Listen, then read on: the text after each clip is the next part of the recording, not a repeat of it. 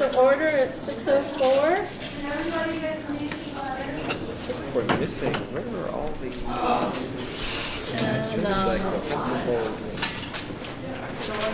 Is there any public comment before we start?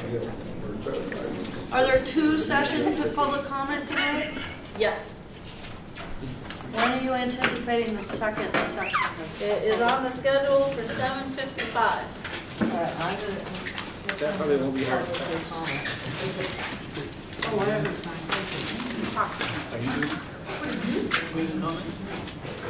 Here's the pen. All right. Have you called the meeting to order? I have. My name is Sue. I am from Lincoln. I'm going to be leaving for the concert, so I want to just speak now. I'm not quite sure. I haven't seen an agenda or where this meeting is going, but I have 2 things to say. One is that, well, 3. Thank you for being here. We should always start with that. Second is I had sent an email about the possibility of Bob Patterson joining this committee and didn't hear back about that. I felt like, or I do feel like it was awesome to see him back at the table and part of the committee. And given where we are with these kind of the tension between we can spend a lot and we shouldn't spend really, we should spend as little as possible, that Bob's expertise and Bob's knowledge and also Bob's connections in the maybe more conservative arena of spending might help inform this committee in ways that aren't necessarily represented. That's my first one. You mean the subcommittee? Yeah, is this not the subcommittee? No. Oh, He's on this committee. and he's not here tonight. Correct. So I was thinking that he would be great to be sitting on the subcommittee, and I sent an email. Yeah, there were responses. I did, yeah. Great. Awesome. We're waiting for a letter of interest or some indication of interest from Bob. And Has he been invited? it wasn't it was a volunteer thing that we did at the last meeting, and he didn't speak up. So if he would like to be part of that committee, all he has to do is tell me that he would like to be part of the committee. So and we you should probably invite him. Yes. And I feel like I have. And we'll take the steps to see if we can do that. I have invited him, but I'm not on the committee, and I think the response that I got from him, not firsthand, I will, full transparency, but the response that I got was that he feels like he's in a position where he'd like to have an invitation extended to him. I did hear from him, a couple Awesome. of emails from him this week, but none of it pertained to that. Okay, So, great, thank you, I appreciate balls that. in his court. And then the next piece, and I apologize, I thought I was coming to the subcommittee That's meeting. okay. It's an update from the subcommittee, if that makes you feel better. It's part of this meeting. Oh, on camera even. Yep. Thanks, Mary. About the surveys, and just wanted to see the data that you've gathered about the survey and how that's impacting the work of the subcommittee. Yep, we're going to go over that tonight too. Awesome, thank you so much. You're welcome. And I will be stepping out. We know there's other stuff going on tonight, but they're just Gotta do what you gotta do. there was no good night. So, anyone else? David? Yes, thank you. And I want to say thank you and thank you to everybody else that's here tonight. This is a big process and we're working hard. I wanted to say 2 quick points about the process, and then I want to focus some ideas about the bond amount. I'm aware that this is the territory for making input, because once you get deliberating, we don't participate. So the first point I wanted to talk about was the difference between cheap and prudent. There seems to be like a dichotomy set up where we have folks who are so cheap, their kids are through the schools and now they don't want to fund the school. And I've been lumped into that camp. And anybody knows me, I'm not cheap. I'd spend money all over the place. But I am prudent, and there's a difference between the two.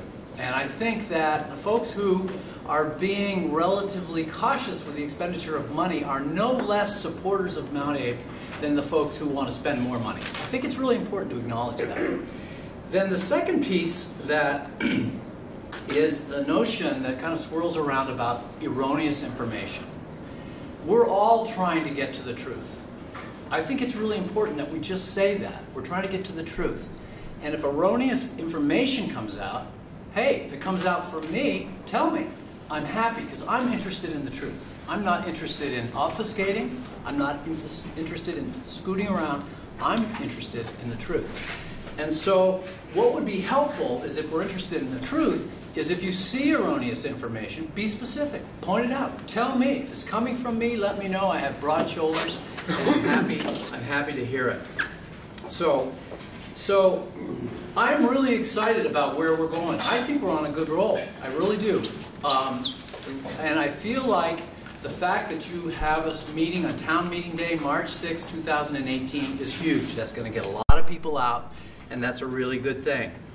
I also think that the case for dealing with the air, the heating, the ventilation, the electrical, the fair access for people who can't bounce upstairs and walk across the campus, those kinds of, that case, I think, is really been nicely made. And I think those are the sorts of things that I think of as being kind of really the essential things that really need to be attended to. I think you'll find that the gym space, I'm getting close to thinking that's a pretty good idea. A modest gym might be a good idea. I think there's still some more work to be done to make the case for the larger ask. Now I know, just as a reminder, in 2014, the bond was voted on by 60% of the eligible voters, but it did go down almost 3-to-1. Recently, 32% of the voters showed up, and it almost passed, but it was a very few people, like less than 1 out of 6, less than 1 out of 7 voted in favor of the eligible voters. So we need to get the voters out, and you've worked on that, and they're going to come out, and we want to get them to a resounding yes. We do want to do some work here.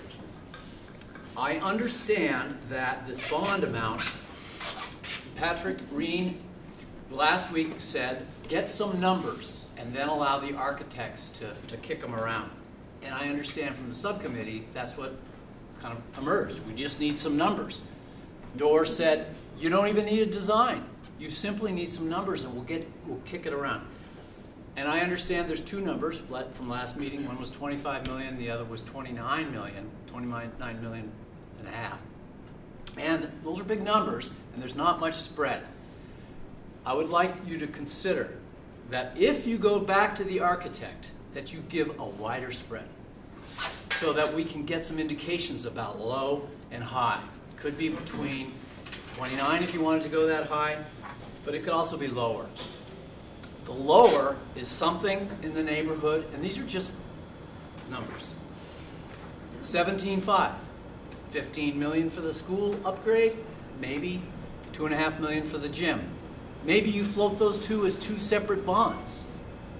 Whatever it is, we can be creative so we can get to yes. So that's my recommendation, is that when you go back to the architect with a number, you don't go back with just 1 number, you go back with 2 numbers, and those 2 numbers have a fairly significant spread. And the spread, I would suggest, is something like 17.5 million with a bottom, that's the low number, avoid the middle maybe, and go right up to whatever. Go to 25 or go to 29. Go to 29.5. And I think that way we'll have some plans that come back that people can jump in and consider. I'm afraid if you go with just the high, we're not going to get to yes, and that would be very unfortunate. So thank you. Anyone else? Can I respond to 2 things quickly? Sure. Well, is this the right time to respond? Well, because you asked about, you didn't give misinformation, but I looked at your post on Front Porch Forum. It's misleading information. When you put out 17.5 for 15 years and the other 2 numbers you put out at 30 years, your interest numbers no longer become valid. So a 30-year bond at 29 million will indeed give you interest of 19 million, but a 15-year bond at that same number only gives you 8.9 for interest. So I think just when you talk about clarity and clear information, and you said you wanted to know, Right. that's very misleading numbers when you're giving interest and total payments on two different amounts. Two of those were on 30-year bonds, and one was on a 15-year. Correct. So if you run those other two at 15 years, you get interest amounts that are very much closer to your 17.5. Okay, and and it's awesome if you're considering 15 years. I'm with you. I'm only saying that because you consider 15 years. Yeah, you weren't using the same. I think if you're going to put numbers out, you want to use the exact same Okay. apples to apples Okay. that we're using, or put them all. I'll Just give put them you all. that the same. apples to Yeah. apple now. And then the second, just one more thing. Okay. You cannot do two bonds at the same time. Okay. We can only present one to the voters. Okay, that's good. So on the first, 17.5 at 3.75, and it works out to being $11,676,000 in interest, bringing it to a total of $29,176,000, plus or minus, about that. So that's a monthly payment of $81,045 per month. 17.5 at 15 years is dramatically different. It's let's see. At 3.75, the interest is $5,407,506 for a total of $22,907,56. Bottom line is that even at a 15-year, $17,500,000 at 3.75, we're looking at a $22,907,506. So it's still a significant amount of cash. But I hear your point on that. Now, what was the first point? The second point you made? The second point is we're not allowed by law to put two bond votes out, and also not allowed to put out more than two bond votes within 12 months.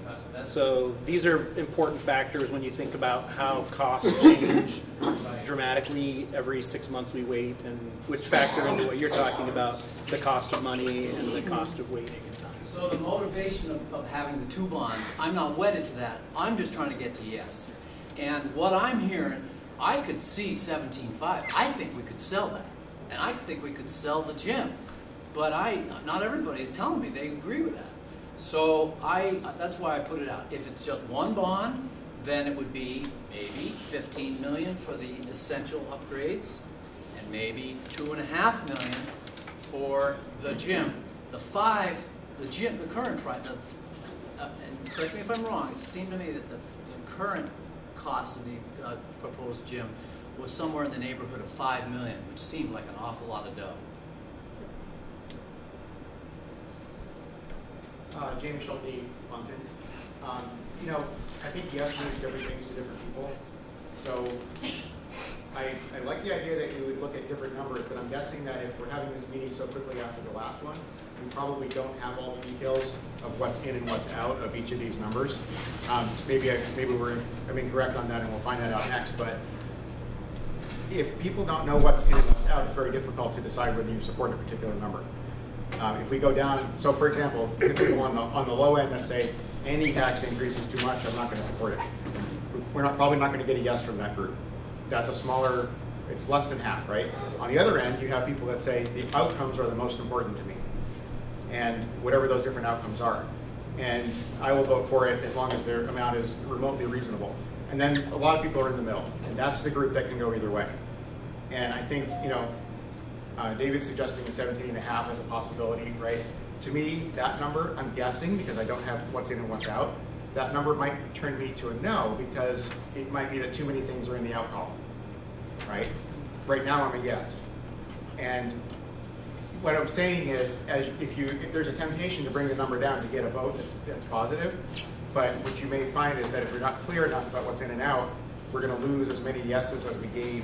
Because to me, my point of view is $87 in the last vote per 100,000.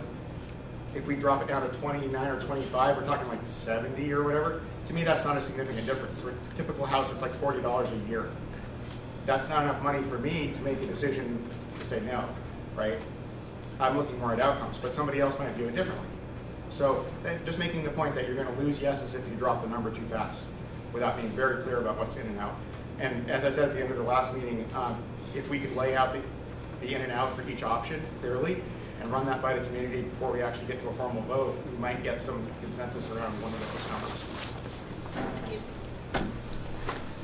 Anyone else? Ann Sasso. That's a really interesting point. So I also came away from the last meeting feeling that the two numbers, 25 and 29, were still high. And I still, in my conversations with my neighbors and just in seeing what's going on Front Porch Forum, which granted is not, it's not a really reliable gauge of what's going on in the community, but it's still the people who are feeling compelled to voice their opinion.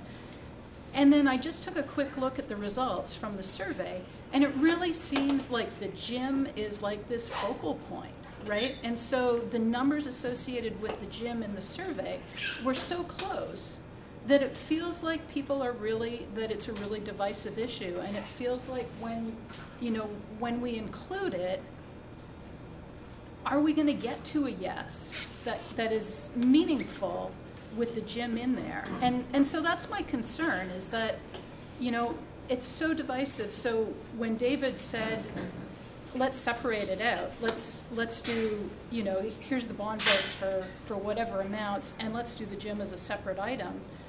I mean, that sounds great, because then the gym can win or fail on its own. But if you can't do 2 bond votes and you can only come back in 12, I mean, we're back. I just feel like we keep coming back to like these really difficult conversations. So, the other point I wanted to make was just, I mean, we've got a huge problem because the state keeps telling us that they've got shortfalls, and so they're going to raise the education taxation. We still don't know how they're going to massage those numbers. But if they go for the full 9 cents that they're talking about, that's equivalent almost to our original 35 million bond vote. So, and that's something that it's not as easy for the taxpayers to vote on that, right? That's kind of shoved down our throats in a sense. Whereas here we've got something that we feel like we can control. And again, my big concern is that with that going on, just another recommendation to find a number that's palatable to people that are experiencing what's going on out in the economy.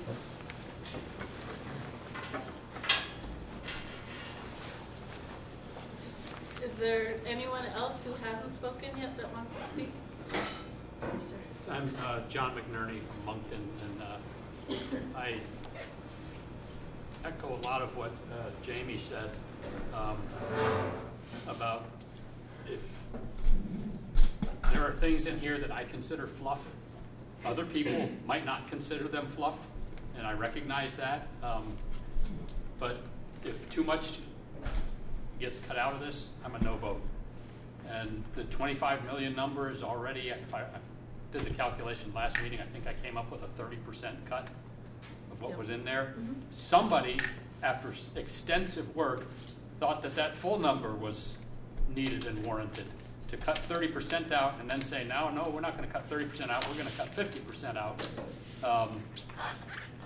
I have a little more faith that the committee didn't load the thing up with half fluff and half real needs. So I have a concern, and again, I think talking about numbers without knowing what's in it doesn't make a whole lot of sense to me. Sir? Good evening. Okay. Daniel Lyons, Bristol resident. I'm new to this, and I don't really have much new information to throw out there, but it does seem like we keep coming back around to the same conversation, or it seems like you guys keep coming around to the same conversation. And I want to shed light on the fact that a lot of work has been done. You guys have interviewed the most important stakeholders, the students and the faculty, the people who are in this building all the time. And they came to an original number based on necessity for what needs to happen for functional education and a healthy environment. And so it's an expensive amount of money, but from my perspective, it's an amount of money that is necessary to spend for the health of our community, particularly our students, where we're going to spend one student around 1,200 hours a year, over 5,000 hours over the course of 4 years in this building. And so now we're dickering over a couple $1 million, reducing it from 32 to 29. That's peanuts in regards to what you're going to pay for your tax differential. All right, we get it down to 17 million, then you're cutting out a significant amount of what is actually needed to make this an environment where we all would want our kids to spend 5,000 hours of their youth, their most important years of their life, to help them become contributing members of this world. And so, yeah, it's expensive, but we live in an amazing place. We live in an amazing town, and it's worth it in my eyes. And if I was in a different part of my life, yeah, I would look on that differently, but then I would also be pushing for different subsidies to help me with my fixed income so I can continue to live in such a wonderful place. So I would encourage, like, you guys are doing an amazing amount of work, and we all appreciate it. Sorry, I keep putting my hand in your face. You know, I'm wondering what the implications are for the taxpayer. Like, what is it going to cost somebody who has, you know, a $200,000 home, a $300,000 home? Somebody had mentioned like a $1 million home. I'm not sure many of us have a $1 million home here. So like in reality, if we have like a $100,000 home, $150,000 home, what is that going to cost us? And what are the subsidies or what are the tax adjustments out there for people to help us kind of swallow this cost a little bit? And you know, the research has been done, and I appreciate that. I think we need to really think about selling that number rather than cutting it and not getting what this school actually needs for this community. You first, sir? Yeah. Will Bound from Moncton. I echo a lot of the same points people have made. I think when I'm like a really easy yes vote on this project. I think, you know, I talked to my dad, for example, and he sees a number and he sees a really big number.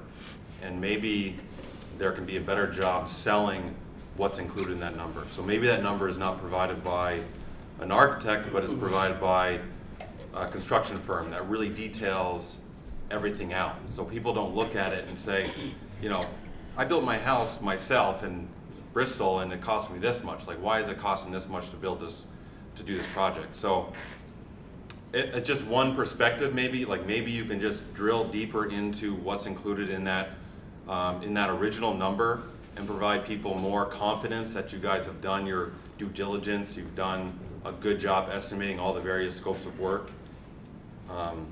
That's just a thought there. I'm Barbie Collette from Moncton.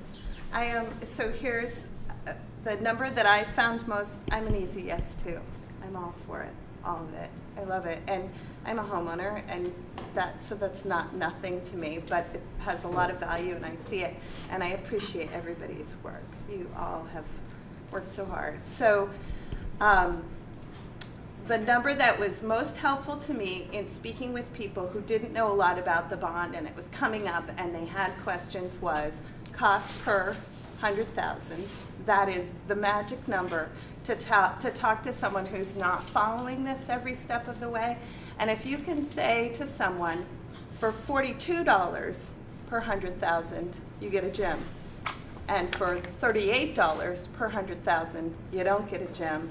That's the sweet spot for people. And I think to keep bringing it back to that and also letting people know if we miss this chance and the interest rate increases, you know, even 0.25, now for your $42 per 100,000, here's what you're not getting, and here's what you're not getting. If we can just keep bringing it back to that, because I think that when we talk about 17 million versus 25 million, it feels huge. And when we talk about, as a homeowner, what does that mean to me? It feels really manageable and understandable. And people say, oh yeah, I don't want tandem classrooms. And that is, what, $7 on my 100,000, I'm in, right? So I think to just keep, as much as possible, I know it's probably a big wonky pain, but to just keep bringing it back to that number. Thank you. One more. Hi, I'm Kristen Blanchett. I'm from Moncton also. We didn't have a bus that came down. But, and next year I'm going to have 3 children at this school, 7th through 12th grade, 12th, 9th, and 7th. And I'm also the chair of the Moncton School Board, so I thought I should say that. And at the last one that got voted down, it was going to cost me $5 a week, I think, $5 to $6 a week to cover that. I can do that. I'm an easy yes vote. I know that yesterday the Fed raised the percentage by 0.25% that banks loan to each other, so those are going up. I mean, anything that you look at says that the interest rates are going to go up for the next 6 months. So I'm willing to pay $5 or $6 a week, and now if you take 30% out, it would be $4 to $5 a week. I think I would love to go get the students who are practicing for the concert tonight right now and having basketball practice and have them come in and talk, but I know they're busy and they're doing stuff. If anyone can after this, there's a high school music concert tonight. It's awesome. So I wish everyone would come and sit in the seats in there, which aren't very pleasant to sit in for large periods of time, actually. And I've done that a lot. I have a high school junior right now. So I just appreciate the enormous amount of time you guys have taken. And I hope that, I think, Barbie, you had a lot of good points, that if it can just be broken down and communicated to people. The other thing, as I'm on the school board for about 7 years, and I've noticed that whenever there's a vote, there's 40 to 45% of people that are always going to vote no on school budgets, no matter what it is. It seems like that's just not scientific, but so it's the other 55 to 60% of people that we're actually talking to, I think. That's just my observation over those years. Thank you, and thanks. So I'm going to get us going so we can try to get some of this covered before you all head out for that concert. Pete is the elected spokesperson. Actually, you need to approve the minutes. And there is one error. They had Matt Brown present and absent. So we will fix that going forward. Did anyone else have any comments about or changes to the minutes? Then I'll take a motion to approve the minutes. Motion to approve. Second? Second. Any discussion? Any more changes? All in favor of approving the minutes, please say aye. Aye. Any nays? Any abstentions? Thank you. All right.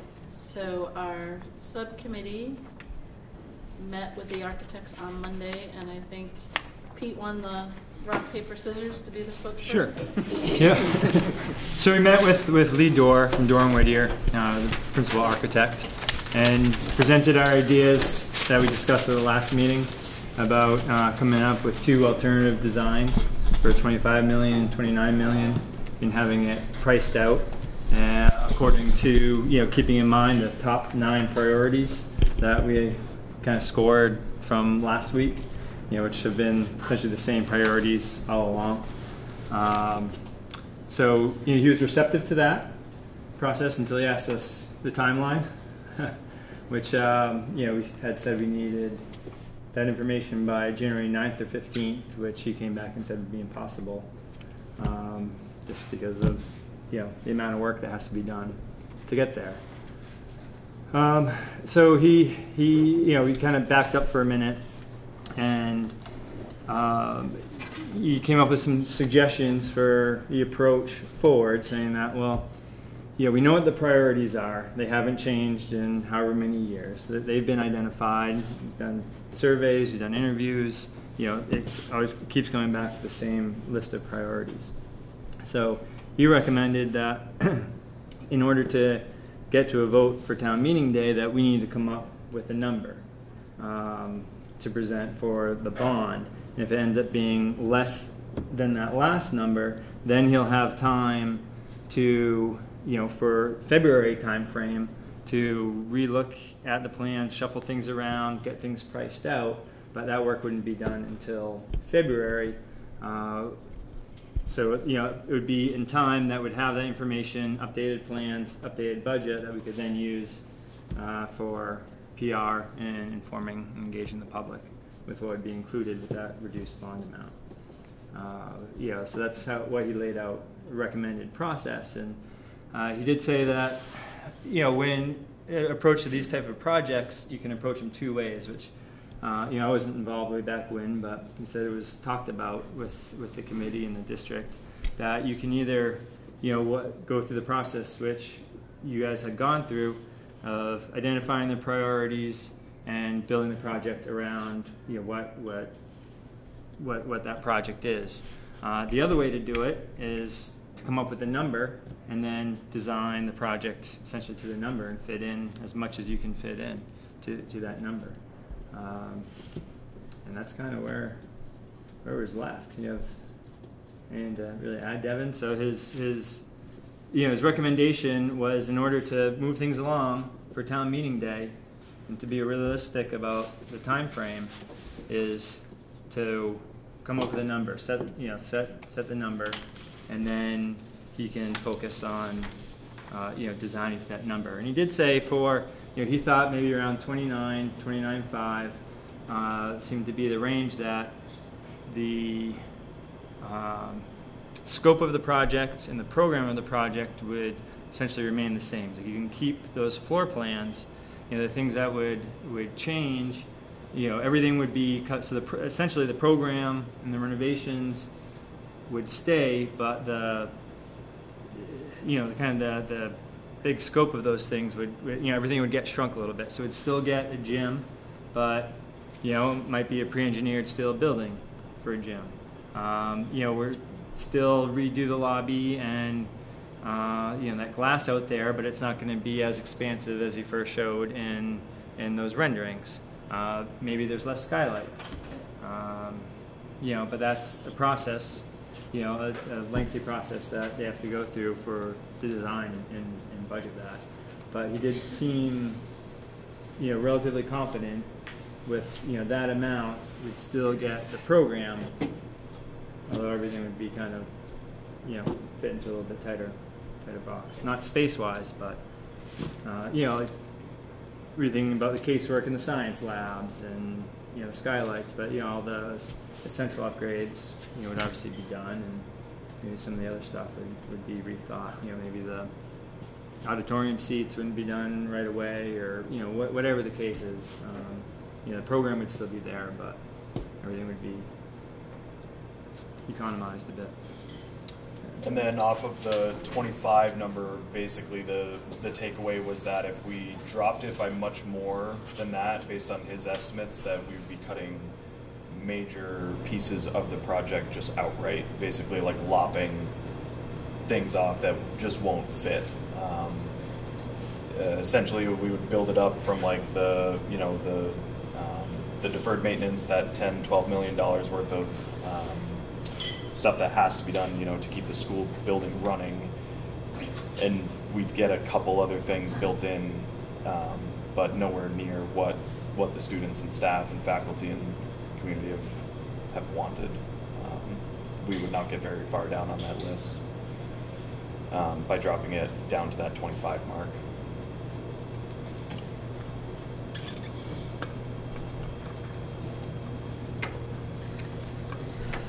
Questions?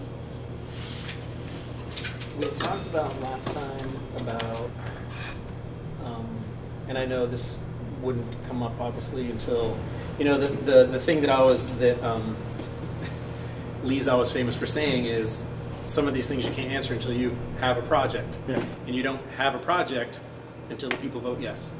But there was talk about the second or third set of eyes to look at the the breakout, like Engelberth did one. Mm-hmm. Was there any discussion about that with him at all, or did that not? Yeah, so it kind of tied into the $29 million mark, more so in the sense of like, how do things change? And it goes back to like, maybe that gym is a prefab thing, and maybe it's not $5 million, and maybe we knock it down to $3 million. I mean, we're just throwing numbers out right now, but it's it's like, how do we preserve the most important parts of the priorities voiced by the students, the staff, the faculty, the people that are in the building the most, and also taking input from the community, and keep as much as we can, but each one will be less. But keeping as many as possible. So Devin, can you give us some examples, Pete, of other examples besides using the gym as an example in all this of how you can kind of scale back, the degree of how nice it is, or sure. Some things that came up economy. Specifically where it was like the curtain wall system, which is, if you look at the renderings, it's all the glass and everything in front of the building, changing the whole facade of the building at the entry. So, you wouldn't necessarily put as much curtain wall in. He said the casework for some of the classrooms of the science lab specifically, which are cabinets and those kind of things. Lowering the quality of those. And he did warn, for if you're gonna, not necessarily the size of the gym, because that was another thing. Well, right now that second gym has room for bleachers and everything, but maybe it becomes a practice gym and shrink the square footage of it, and you don't have bleachers in there. Or to go into like a less quality building, like a pre-engineered steel building, they're not as robust. It's like getting a Pinto instead of a Cadillac. It's not, they're not designed, they're not made to have the same kind of service life. It'd still be serviceable, but it'd be more potentially down the road, more maintenance costs, and start to look a little bit more beat up sooner on. A lot of it comes down to the materials being used, and I wouldn't necessarily calling it cutting corners, but finding alternatives that can still fully meet the needs, with the caveat being like Pete just said, that that thing might not last, option 2 might not last 50 years, whereas we can guarantee option 1 will. So I don't think they're going to put anything. I don't think any worthwhile construction firm is going to put anything in the building that they won't stand by. But at the same time, he definitely let us know that everything would be downscaled a bit. But you're talking about going from 35 to 29, right? Was there any discussion about how to look at the figures to get down to the $25 million? Lopping stuff out, just like cutting entire projects out. Did they talk about any specific ones? No, I mean not. No, I mean right now the scope is so broad and it is relatively undefined. We have this conceptual design that they did, but that's not necessarily a design, right? I mean, we have a shoebox and you can fit all those things around in that shoebox, several different ways.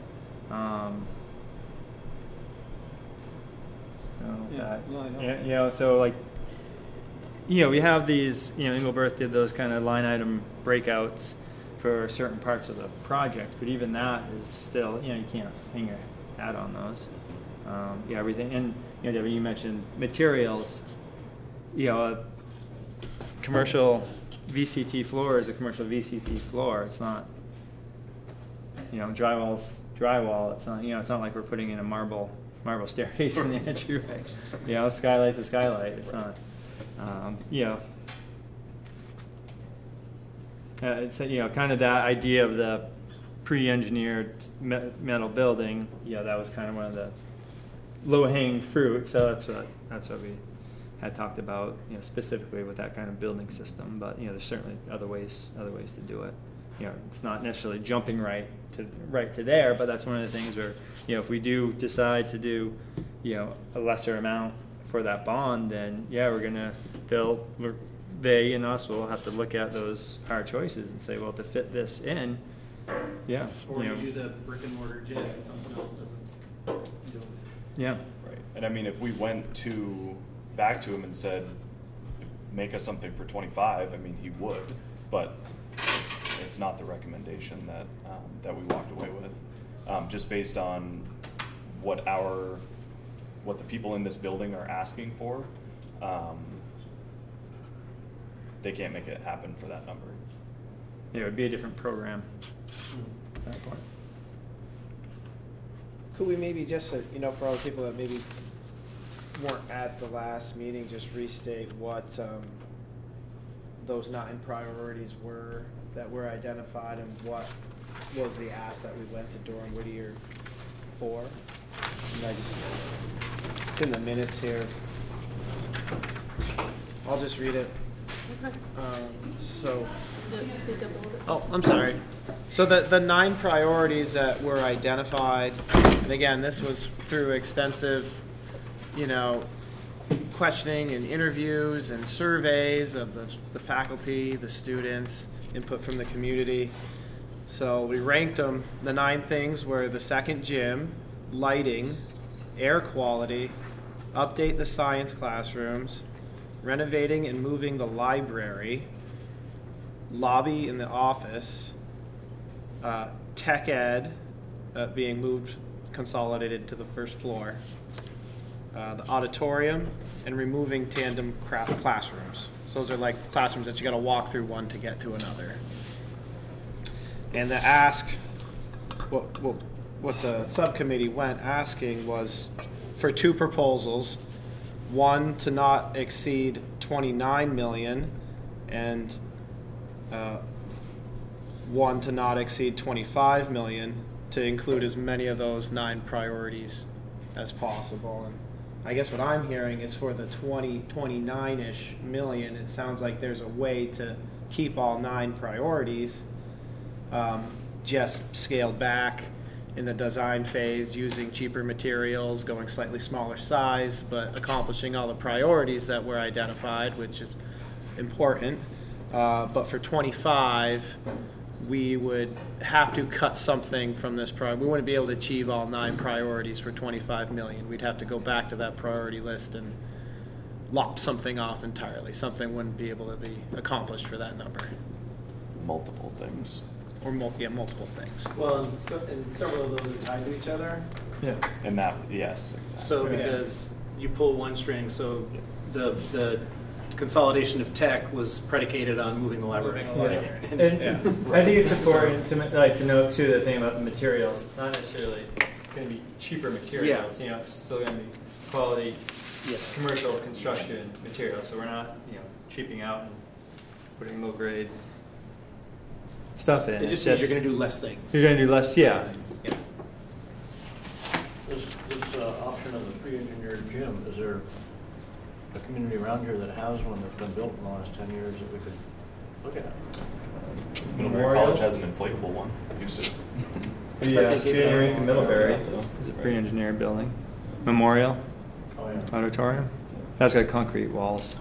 Often they'll just use, you know, metal sandwich panels for, you know, commercial type. Isn't the Shelburne Fieldhouse pre-engineered? That was like a industrial building that was re-engineered with a truss system over the outside to suspend the roof and turned into a field house. It's got It's a unique project.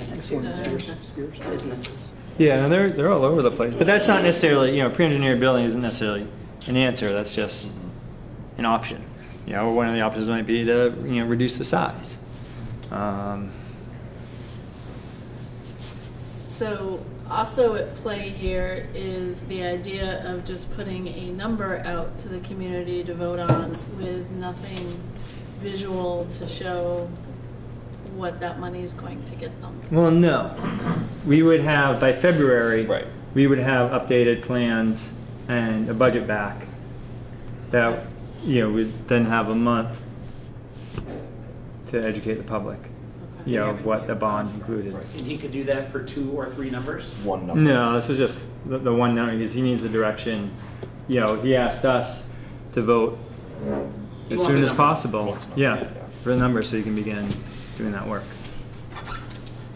So, he kind of reiterated that, we know what the priorities are.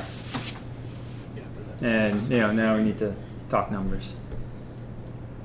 But I also remember in the past, and maybe more so in one of the recent ones, they were able to sort of give a ballpark-ish. It's not clean, it's not perfect, but if you pulled this out, you could, drop. But again, it's so intertwined, like it's really hard for them to give they're not real numbers because.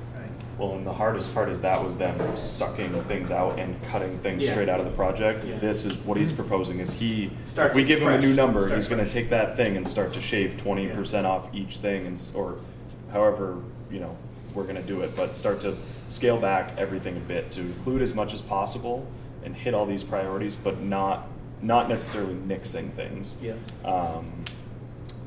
There will probably be some things left out. I think we talked about last time, like the biggest things being maintained within the building. There was some stuff in that $35 million plan that were outside of the building. Yeah. So I think that's another way that we can shave that number down and really focus on internal and not external. Because that's the most important. And at the same time, the number, I forget what the number was for potential overrun costs. If that proves not to be the case, then that we might have a 25. Might meet that goal. So, and the thing is like when when we're using this number, we also have to remember that the number itself, I think I wrote it down at about, it's roughly a $23 million project, and then approximately $6 million in those soft costs. So the what ifs, the uh-ohs, we didn't plan ahead for this, or we changed something during the design phase. Our current number is somewhere closer to the $7.58 million mark for those soft costs. So those would come down as well, which is good. So as we lower the project costs, we're lowering the overhead on as well. So as we lower more, we're actually lowering it a lot more, which is good. And then in the event that the whole thing's drawn up, they start to do the whole project, and hey, we have $300,000 left. What's that priority we left out, or can we add on to it? That's what they could do, 3 years from now while they're building. But as long as Was there any discussion of swing space versus gym, or did that not come up at all? Did he talk about that? What do you mean? Well, during construction? Yeah. Yeah. Because in the history of the project, we've gone back and forth with the gym. Yep. And the pool and all of it. Yeah. Back and forth, back and forth, back and forth. And there's a couple reasons why the gym becomes such a important piece. And one is there's a large sentiment from a large segment of the community that we really need it. It was voted off the last renovation, and we already would have had it paid for at this point. But it was taken off. But the other real financial part is, even though we're paying a little bit more, we're going to have to pay for swing space. Right. And to me, when we talk about financial prudence, or whatever term we want to use, as a taxpayer and a community member, I just cannot swallow throwing away money when we could actually get something for a little bit more.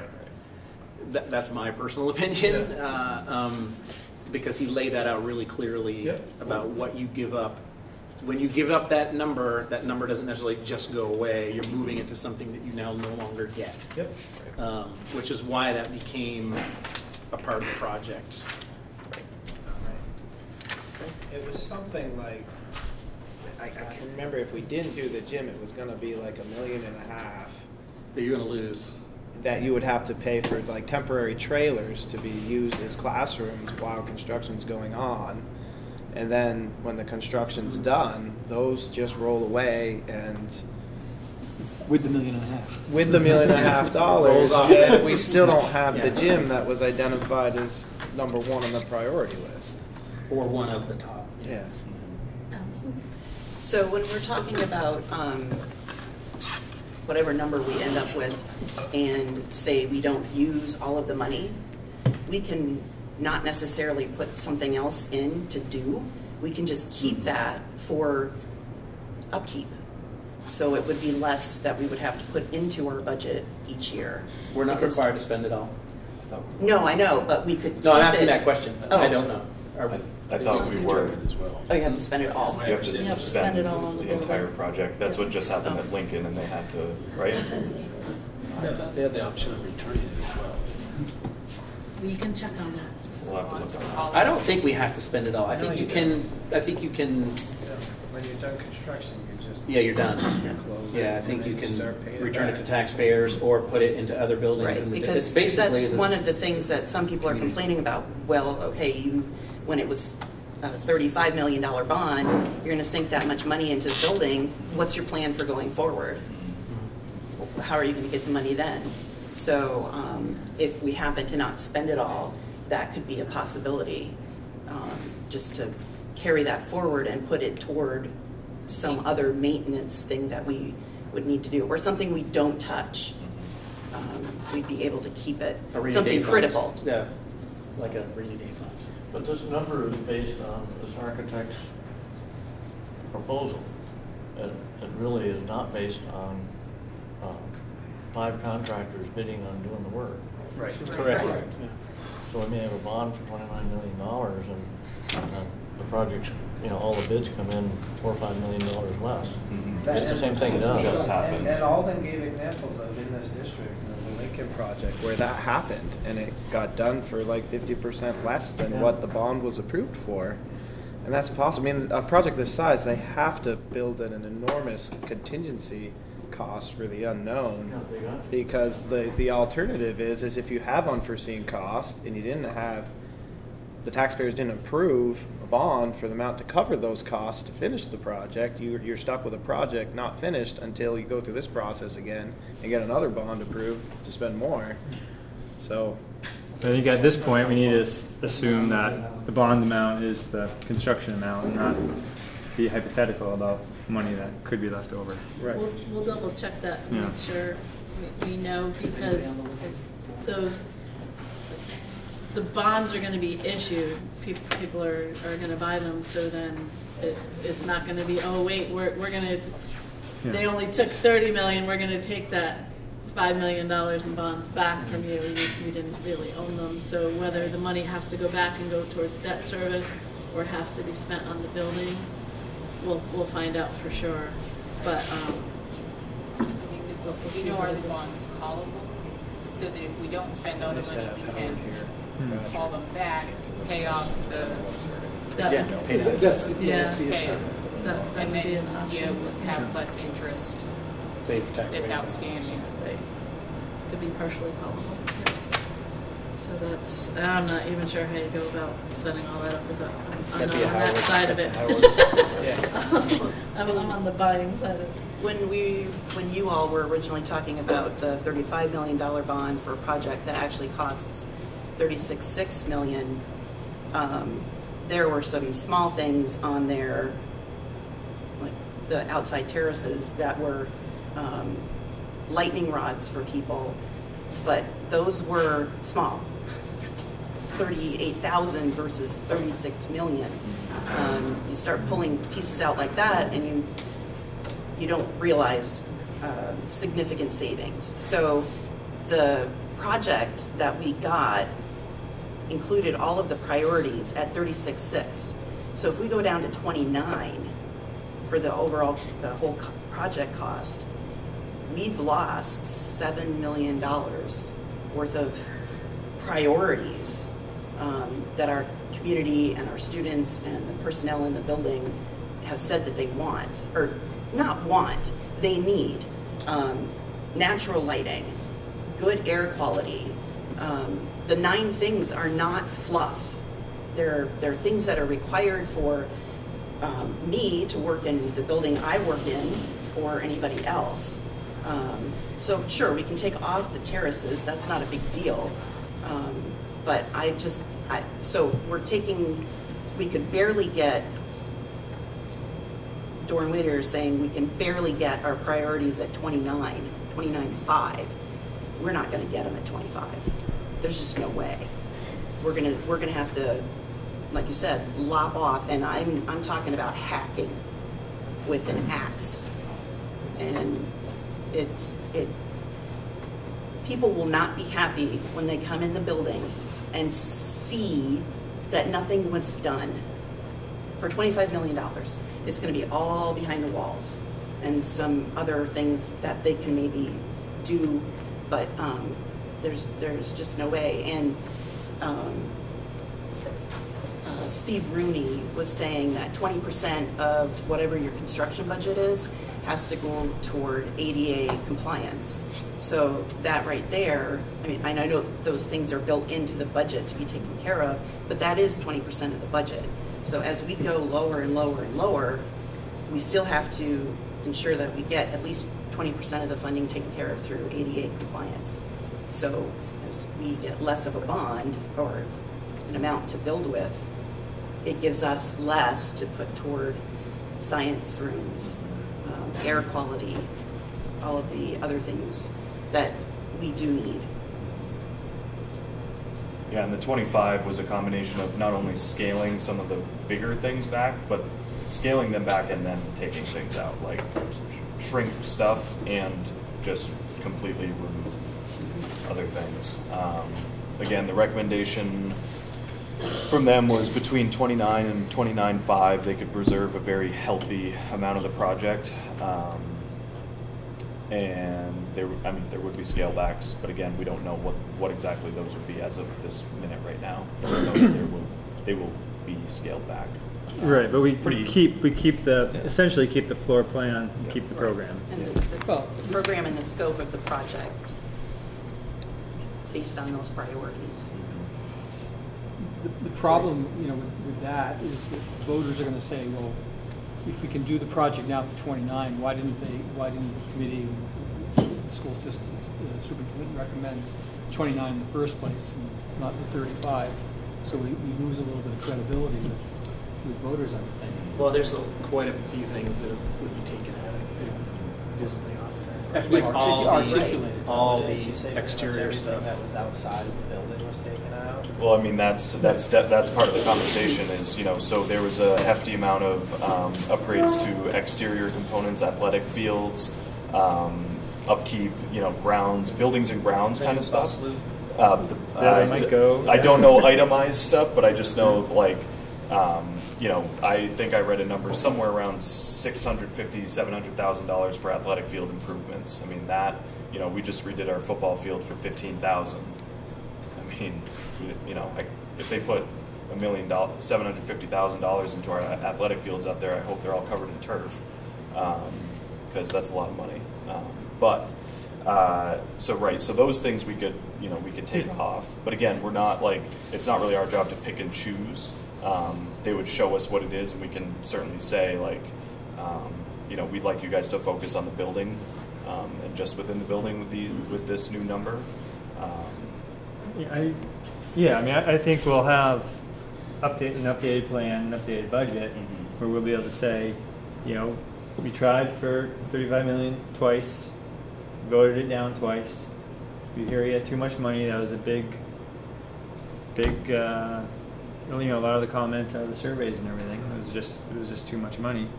So scale the project back, and we'll be able to identify how we scale back.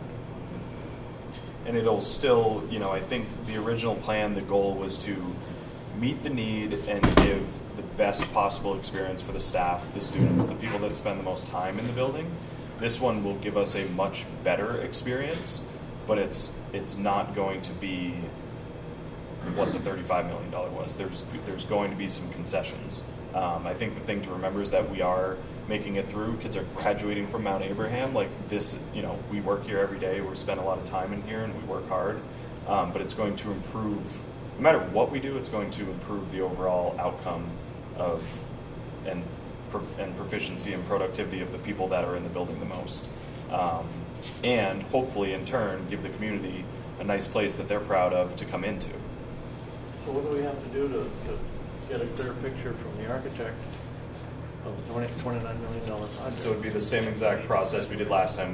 We vote on a number and we say, you know, we would like, you know, the architects to draw up a new project for X number of dollars, and they draw it up, they bring it back to us, they present it, we talk about it, and then we present that number to Patrick, who presents it to the board, who we then present it to the voters on March 6th. So we don't really know the details until he does that.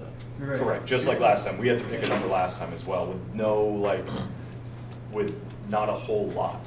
Like, we had no pictures, all we were working off of was the 2014 plan, which changed quite a bit. We went out with priorities, we didn't go out with a number last time. But you asked for 25 But we million, did. right? You started with at least 25 and they came back and with. they said, you want all this stuff for 25? We can't do it. We can do it for 36. And that's how we got the last number. So we already know what's going to happen at 25. We already know, because they said they can't. The priorities are based on the surveys you all have been doing over and over and over, and it's the same thing. Right. And you asked for 25, and they said no, and they came back with 36. And yes, I will acknowledge that some things in there might be fluff, but they did what they could, and a lot of things in there might be fluff to one person, but they are desperately needed by somebody else. We can't define every single person's experience in this building based on one person's definition of what fluff or non-essential might be. So we already have an idea that 25 was not going to get us that priority list. We already know that. Well, based on the conversation that the subcommittee had this week with Dor, sounds to me like we sort of know what the 29 will get us. Pretty much the same thing, but scaled down. What we don't know is what the 25 would get us. If we're going back to Dor for more information to be able to to get the it's not from response from a lot of people and even most of our personal feelings. It isn't just all about price. I mean, the impact, the tax input impact is incredibly important for everybody. But if we're going to do anything, the purpose is meeting these priorities to improve the place and to keep it from falling apart. A lot of the maintenance has been let go over the years for the wrong reason, and here we are. Until we say, okay, let's take this number and get a clear understanding from him what we get for that number, so we can have a meeting or several meetings and discuss it with the public. And how do you feel about this? Well, do you want to add another $1 million for this, or $2 or $3 million? And we could end up coming back up to $33 or $34 million to get the stuff that people really want, where the most interest is. Right, but to go through that process, that's not going to happen by town meeting. Right. But when you could get back to us by early February? By February, so just to clarify something Devin said, about the process is we would vote on the number to, essentially vote on the bond number, for Patrick to bring to the school board, and he would do that before we had the revised plans back, because that needs to happen in January. Right, that has So, to happen if we right vote in on a number, January that's in going to order be warn the vote. bond number going to the voters on town meeting day, following Patrick's, if the school board approves it. But he needs to know what that number is so he can, design the project around it and revise the plans and revise the estimate for February, so we have information to share with the public. You have to get him that number pretty quick. Yeah. Mm-hmm. Yesterday. That was That was why we called this meeting for this week. And so what's the cost per 100,000 on taxes for a $29 So bond? don't quote me, No. but the $35 million bond was $87.50 on $100,000. If we dropped it Patrick down, said 5 million takes off $16. right. So if we drop it down to down to $29 million, it's roughly goes from $87.50 on 100,000 to $71 on 100,000, somewhere in that 70 to 71-ish range. So you're dropping it by about, you know, I think there's a lot of roughly around $200,000 homes in our area, so you're dropping it by approximately $28, $30 a year.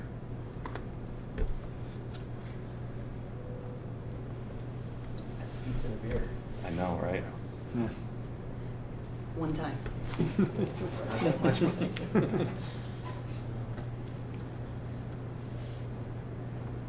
But we need to be sure whatever we put out there, voters are gonna support. Right. And I think what we talked about was what the $29 million plan is. It kind of takes everything and it includes everything. So it accomplishes all of our priorities that were voiced by the school community, you know, the staff, the students, the parents, the community members. It lowers the bond amount, which is one of the biggest things that our community wants, is a lower price tag.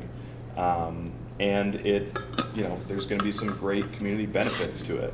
I think as soon as we go lower than that $29 million, you start to lose one of those three things. You're either not giving the kids what they want, or you're not giving the community what they want, or, you know, I mean, I guess everybody still gets the benefit of it being cheaper, but, you know, we talked about a lot of like, well, if this is cut out of the project, I'm not voting for it. That's what we're trying to prevent, is it, you know, and this, I'm going to kind of, I know on our agenda it's to talk about the survey results, but the way I read these is that we got a lot of survey results from the staff, the staff and the students, the people that are in this building the most, and, you know, we started to build these priorities off of that input and then from the input of the committee. When we asked the community, we got much more of a split. So we have the people in the building most of the time saying, yes, we need a new gym, 100%, like 90%, like everybody wants a new gym. Yes, we want an updated auditorium, like everybody in this building wants this.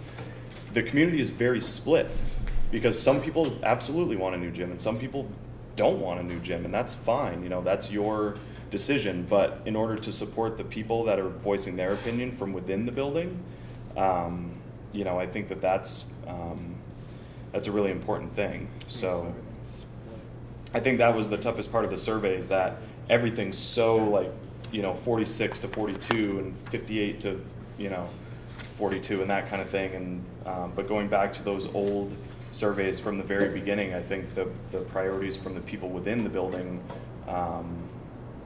ring pretty loudly, yes or no, and the community is right here. So, I mean, we're not going to please everybody. I think we know that. Although in most of the statements there was more, with the exception I think 4, so there's like 20 statements where there was 10% or a greater difference in favor of the statement. You know, which is really positive. You know, of course, there's no dollar amount attached to that, and that's where it comes down to, well, how did you vote? But the desire is there. The priorities are there. The desire from the community is to support those priorities. It's just a question of cost.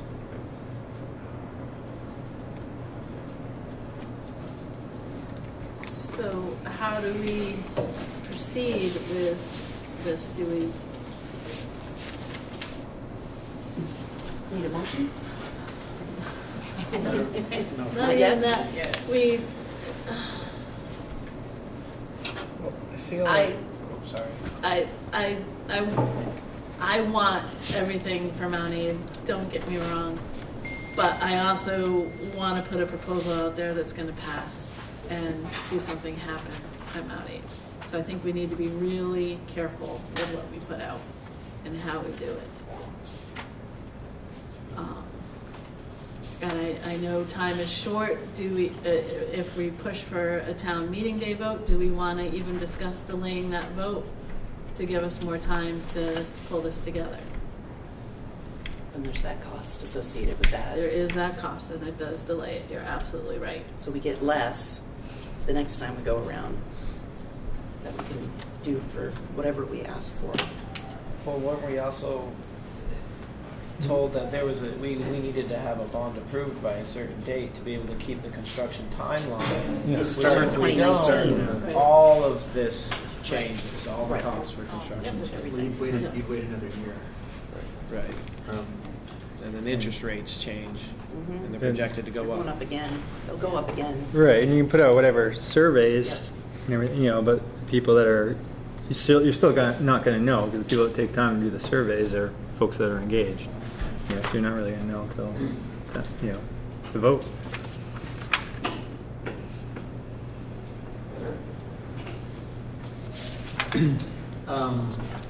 So I agree with Chris.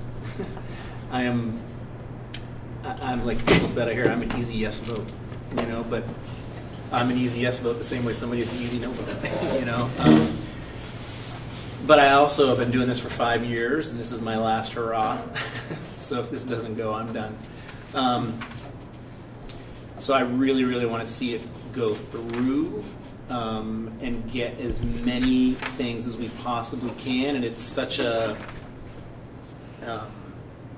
mixed thing, right? So like you don't do some things and then you have regrets. Like people are probably regretting that we cut the darn gym out 15 years ago or whatever, and wow, we would have had that paid for.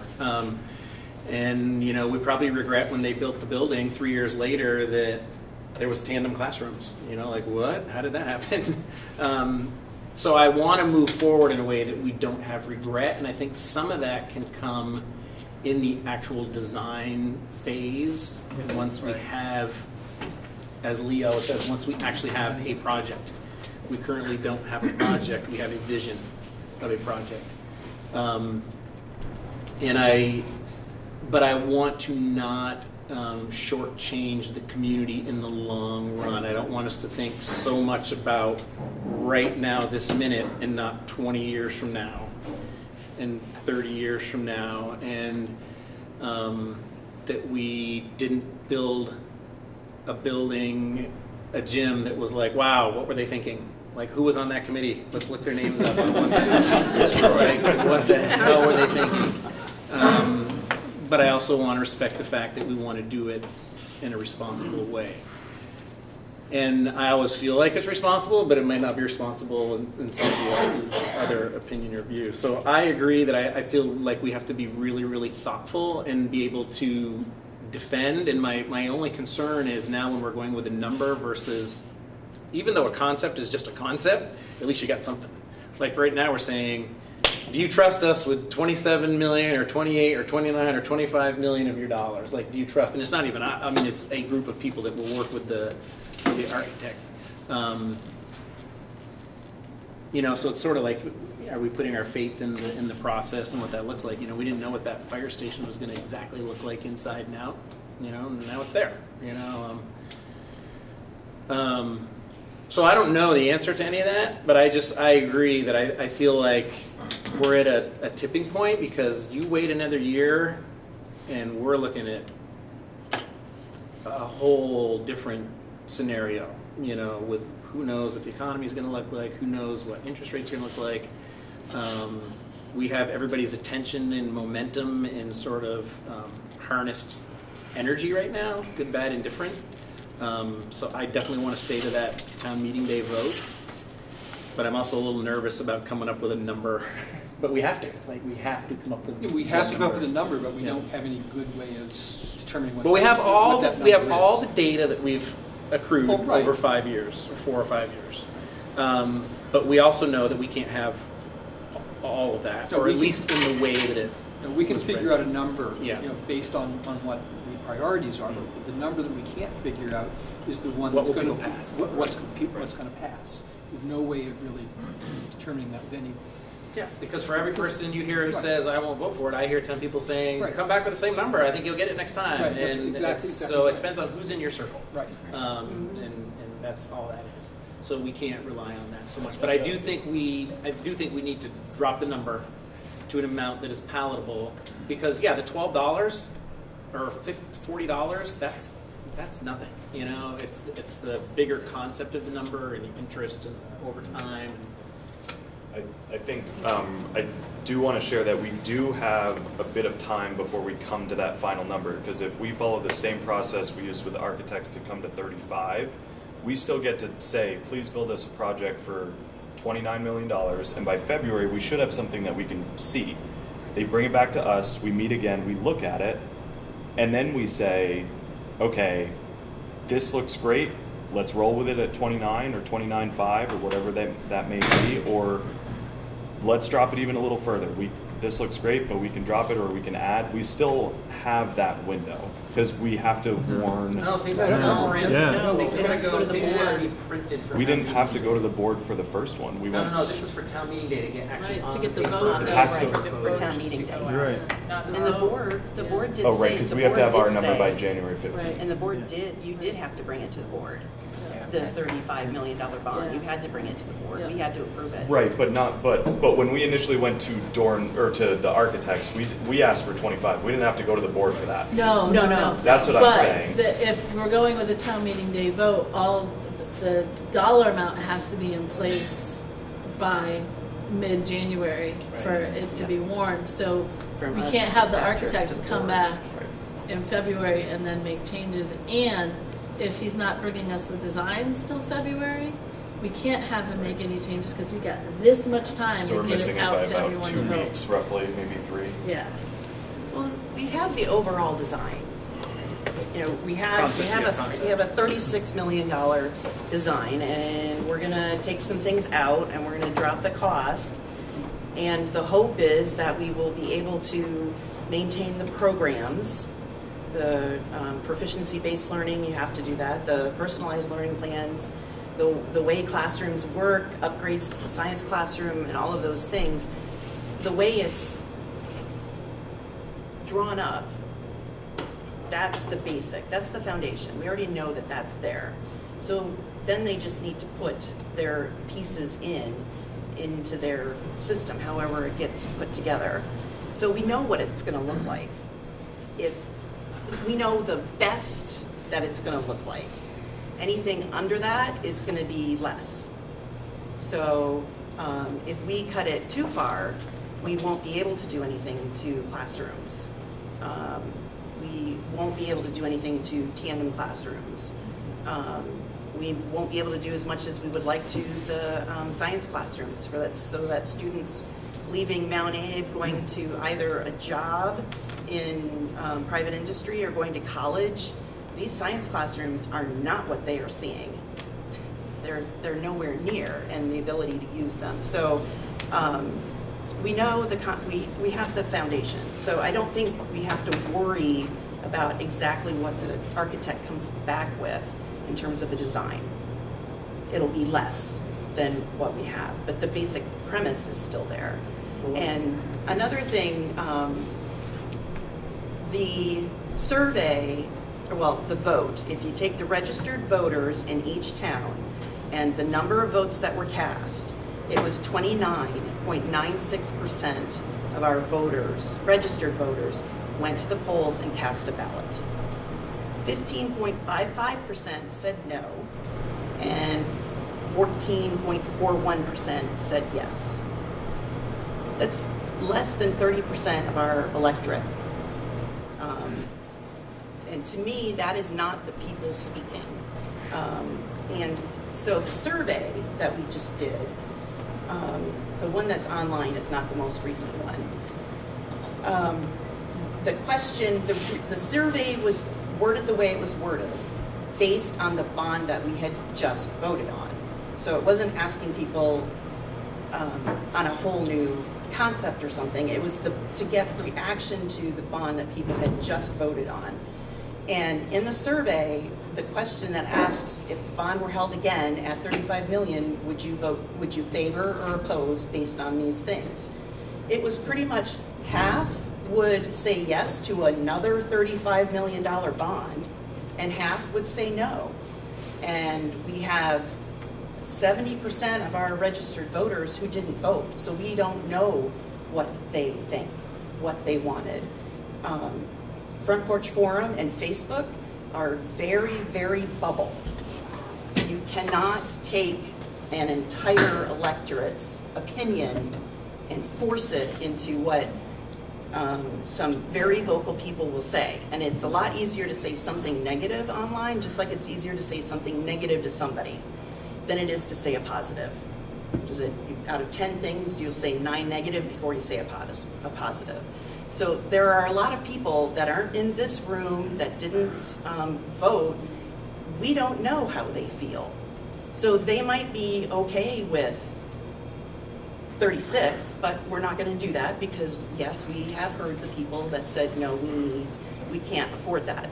Okay, so we're coming back with less, but we can't go too much less because then it becomes a no for a lot of people. And I'm really afraid that, I mean, at 29, we've already taken off $7 million. That's a lot of stuff in here, and it's a lot of important stuff. So if we go down to 25, it's not good. So if we ask him to come back with 29, what your feeling was, he said it basically could meet most of the important bullets. They'd all be adjusted a little bit. And does the process work that he actually comes and sits down with us all and we discuss it with him? Because if he says, okay, this would be left out and this would be done this way, if there's a couple of items in there worth $500,000 a piece that we say, let's plug that back in, we on that particular time, we come back up with a number around 31 or 32, but it keeps some of the stuff that's really important, not only to the kids and the staff here, but the community too. Then we're doing what we're supposed to be doing. Right, but I don't think there's time for that, for that much back and forth. And design. No, we don't have that. No, he would. When he comes back with his proposal. In February. I feel like right now, we have to give him clear direction about what it is we want for the price of what we want included. But then we've done that when we went to him with the 29 or the 25 million. And, I'm just reflecting what I've been hearing. What I heard was for 29, okay, the top 9 priorities that have been identified through all of this process and all these years can be included in that number. That's what I'm saying, yeah. But to go lower, we're going to have to go back and look at that priority list real hard, and something is not going to be accomplished in this project. So I feel like where we're at is we got to make a decision.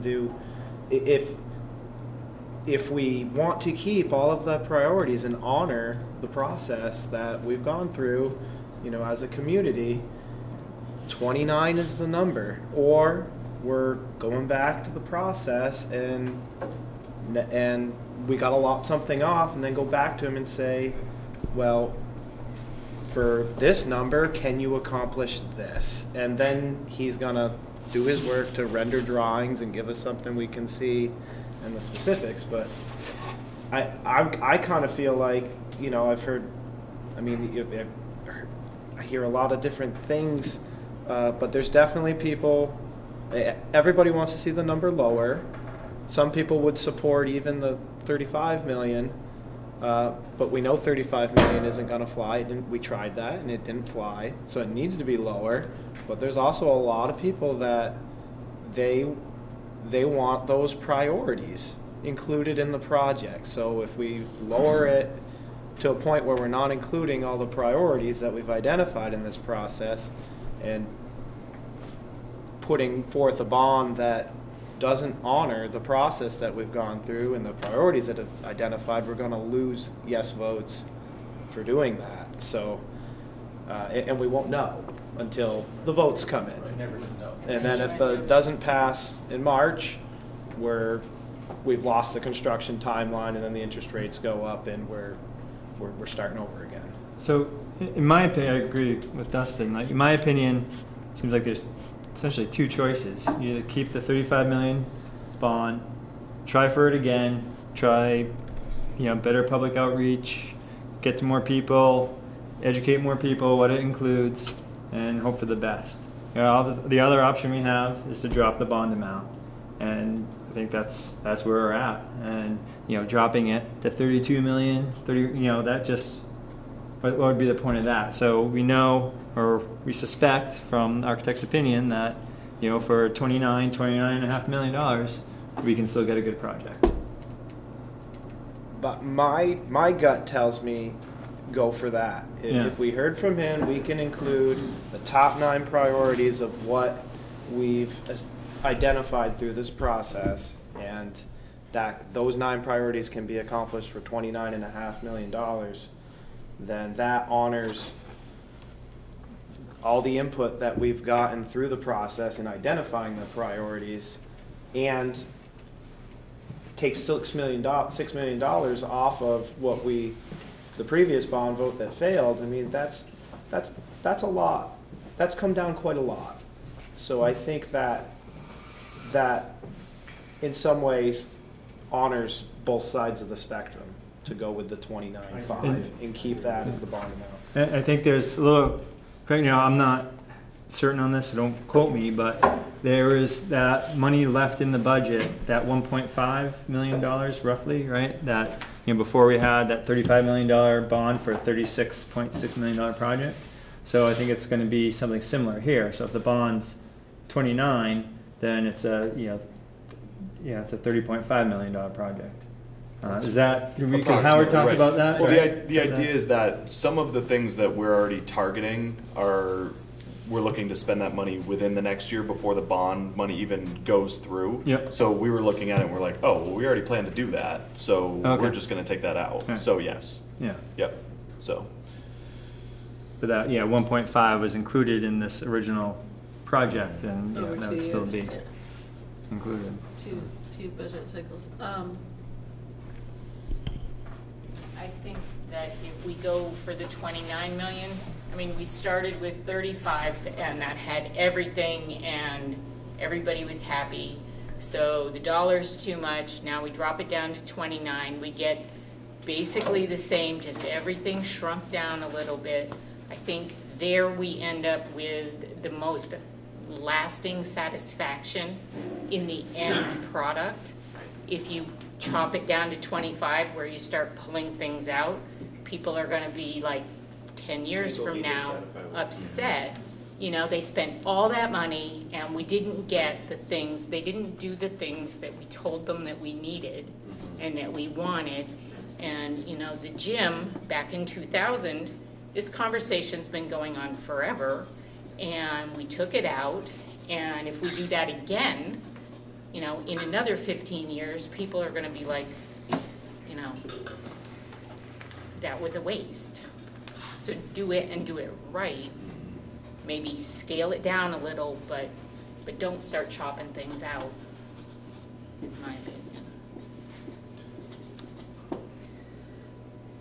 The other factor to consider that is not our fault, it's just really bad timing, is the state shortfall and how that's going to affect taxes and how people are going to look at spending more on a bond. Well, my response to that is the state legislature is going to continue to raise our taxes unless we can figure out another way to get this accomplished. And that has to happen at the legislative level. They're going to keep forcing things down our throat, and they don't necessarily make the best choices, and we have to pay for that. So if we're going to argue right now, well, this is a bad time to do this bond because they're raising our taxes. Well, next year they're going to raise our taxes, and the following year they're going to raise our taxes, and we'll have less money at that point. So it will be an even bigger concern and an even bigger or smaller opportunity to get people to buy into this. I totally agree with you, Allison, on that. The problem, though, is that, I know I talked to this one person who said to me, well, I'm going to vote down this bond to send a message to Montpelier. And so, that's unfortunate. That's a misunderstanding of how this works. If they want to send a message to Montpelier, they need to send an email to their legislator. They need to go have breakfast with their legislator. Exactly where it's going. It stays in the community forever. It's ours. We actually get something that we own forever. Voting down our school does not send a message. But there's others out there that don't, and that's what we need to plan. If we want this to pass, we need a good plan on how to get this to pass. So, is there likely to be some specific indication of changes from Montpelier before town meeting day? Unless the population rises in Vermont. You know? By about 100%. I just want to, I mean, the way I mean, just how these things work. I mean, because of the situation in Montpelier, we're already know we're up against having to reduce our staff ratios. There's going to be a lot of reduction in staff. There's going to be really looking for as much cost saving as possible in the operating budget.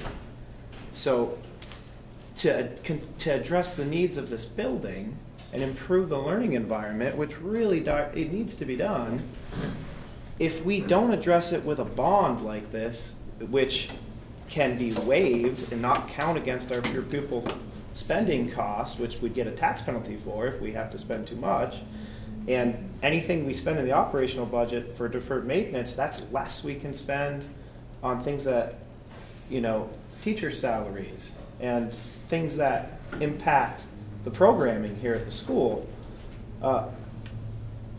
You know, we're already up against having to reduce staff and things that are going to impact, you know, the quality of education here. The best way to address the needs of the building, because there are a lot of needs and there's big things that needs to be done, in a bond like this, at least what we spend to address the needs of the building won't count. It can be waived and not count against the pure pupil spending, which you could get a tax penalty for. And I'm sorry it's late. There was another thing I was going to say there. I have somebody else going to speak now if I think of it. well, and I think, I don't know how we're supposed to try and end tonight. Like, is our goal to come up with that number? Are we going to reconvene next week? Are we going to, it's got to be tonight. It's got to be tonight.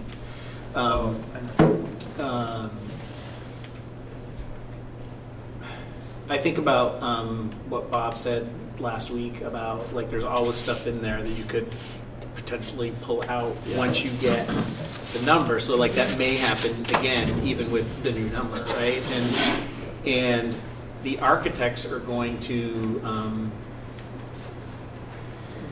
you know, meet our needs as much as they can. And yes, there's only so much they're going to be able to do with the existing building. That they have only the clay they have to work with, right? And then the money that we allow them to spend. But I'm trying to wrap my head around really, really, really wanting this to succeed, and trying to think about.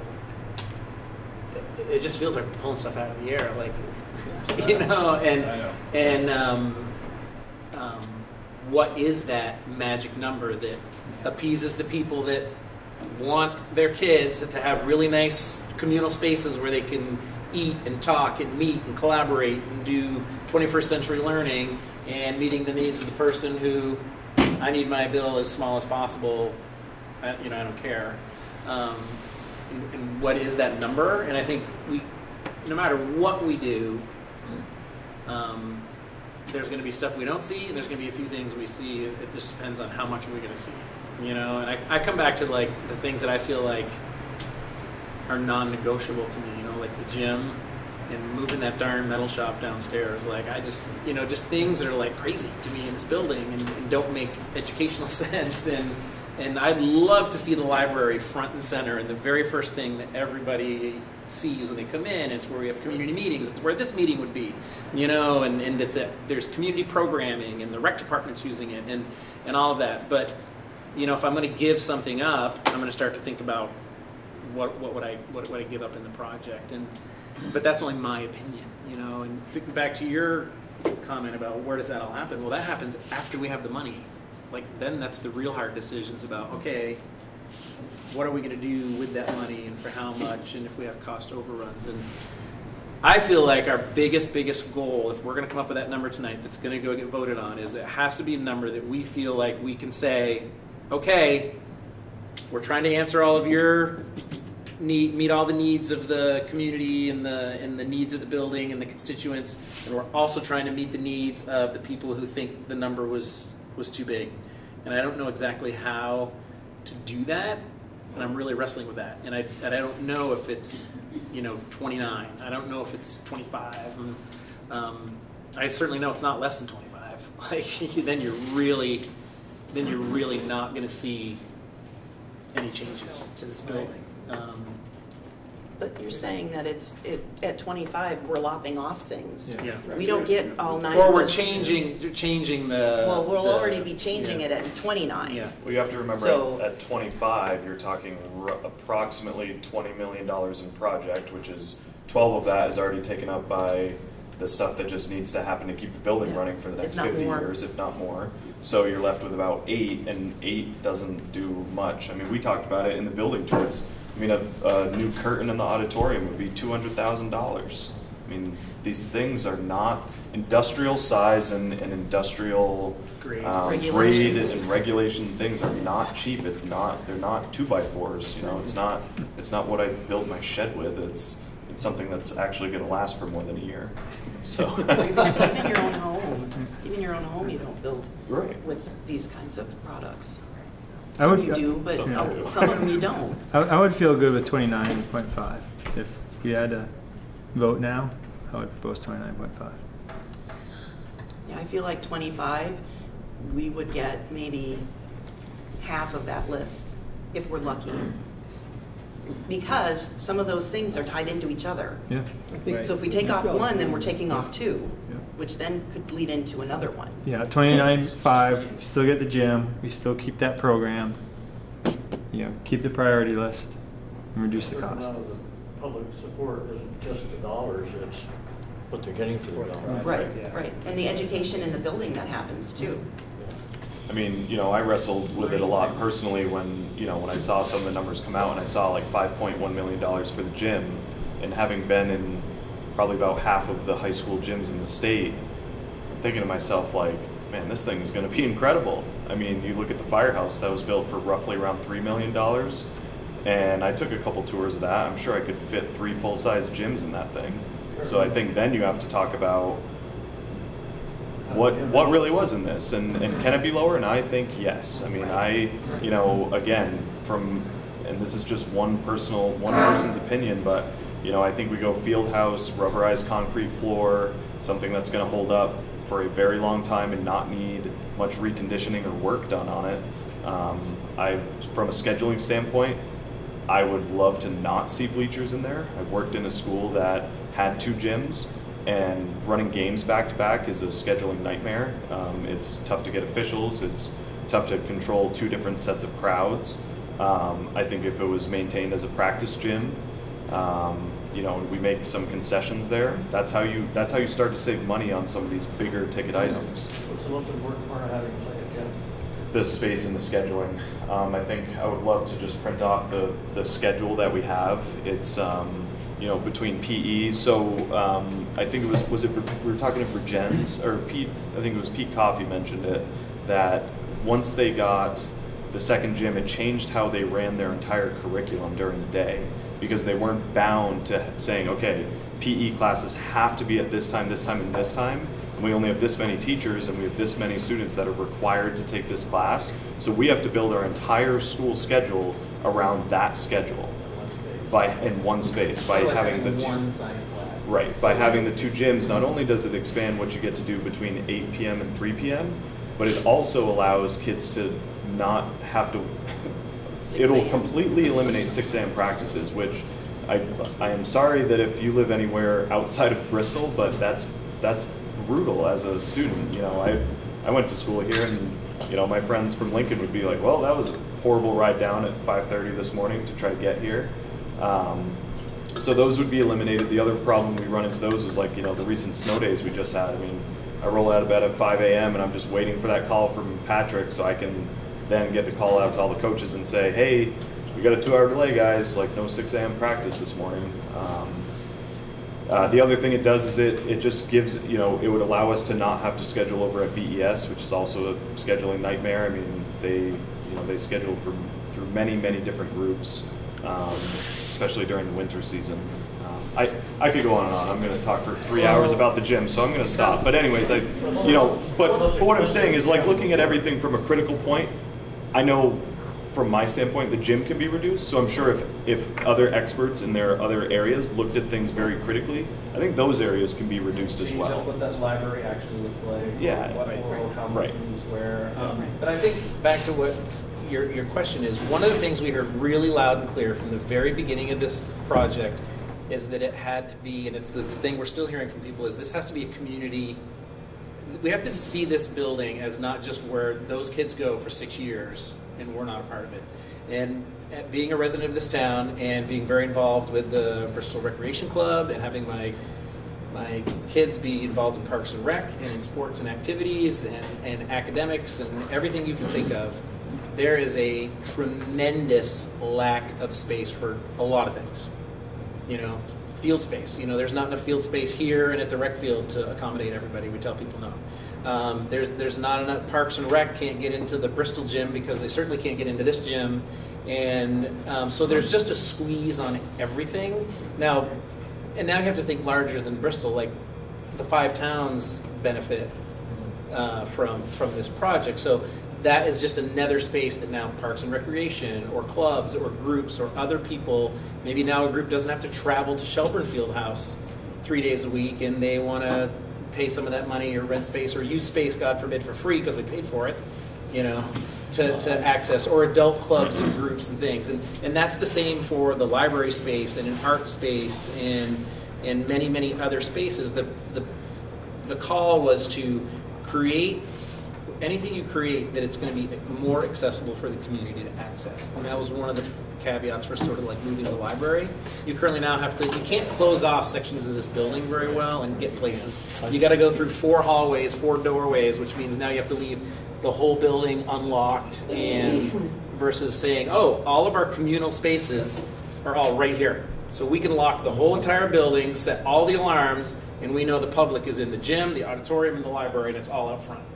And so for a logistics purpose and for a community purpose, that's tremendous. I put a lot of credibility on your comment about Peter Coffey's experience, how it improved so many different parts of the whole educational experience. Yeah, but from what Dustin was saying, last week, Devin was saying tonight, it strikes me the second gym is almost a misnomer. It's much more than a gym. I mean, it's sort of a community learning space that, it gives opportunities for overflow physical education activities as well. Correct. Right. That's right. And I as the one that scheduled it, and I'm typically, once we have our first home game tomorrow, I will probably spend 60 to 70 days this winter from 8 a.m. to 9 p.m. here at the school, the latter 6 hours in that gym. And from experience, I know we can downscale that a little bit, and still make it very usable. I think the other thing to remember is that while the building isn't, bursting at the seams with 1,000 kids, which was the reason behind the addition on the far end of the school, kids are more involved than ever and are doing more things than ever. It's a constant battle with, with students. They just want to do everything. They want to play basketball. They want to be in the play. They want to do 6 different things, and that's awesome. So our percentages show that our student body is incredibly involved. I think my number from the fall was 309 students signed up to do a fall sport. That's almost half of our student body did a fall activity, did a fall sport. I mean, that's incredible. I've never seen numbers like that before. So we have a student body that loves to engage in activities and needs more space to engage in things, not only after school, but also during the day. And this plan, I think blueprint-wise, the only addition of space is the gym. It's the only addition. So we're not, we're not looking to expand the school like the last project was, which was just we need more classrooms because we can't fit all our kids in here. Now it's like, okay, these classrooms are not giving the students a good experience. We need to make them better, and and look at the other stuff. So But going back to the bigger picture, the bigger problem at large is that number. Yeah, it's really tricky. I just know that again, kind of those three things I talked about earlier, like the student and staff wants and needs, the community wants and needs, and the price tag. The $29 million lowers the price tag, includes all of the community wants and needs, and includes all of the student wants and needs. If you go down to 25, you're lowering the price tag, but you're not getting the other two in that equation, and that's where I get really scared. Do you have winter numbers? 213. But there's a small variance in that number because there's a lot of parents that signed up as themselves and couldn't figure out how to change their name to their kids, so they just created a new profile. So it's probably around 205-ish. Well, I think it is also important to note that the gym's not just extracurricular activities. All through the school day, we have at least 2, often 3 phys ed classes happening simultaneously. And so what that means is in the one single gym, we have a vinyl curtain pulled, and we have a large class that's using kind of a small space with another large class just on the other side of a vinyl curtain, and you're trying to teach and instruct over the noise of bouncing balls on the other side. And it's a tough learning environment to teach in and for kids to learn in, and that could be made better with more space. Or when you're in the library and you get turned away because the library has too many kids in it. I mean, it's packed every single day. It's a media center. It's not the traditional be quiet library, where kids are in cubicles. It's a place of learning and activity and interaction. And it's a shame that they get turned away. You got to go somewhere else. And so you find them in the lobby, or my daughter, she gets in the car and drives home to do her work at the house. And it shouldn't be that way for our kids.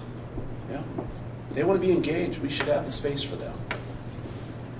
But I would agree. I think 29.5 or so is really answering everybody's needs. So,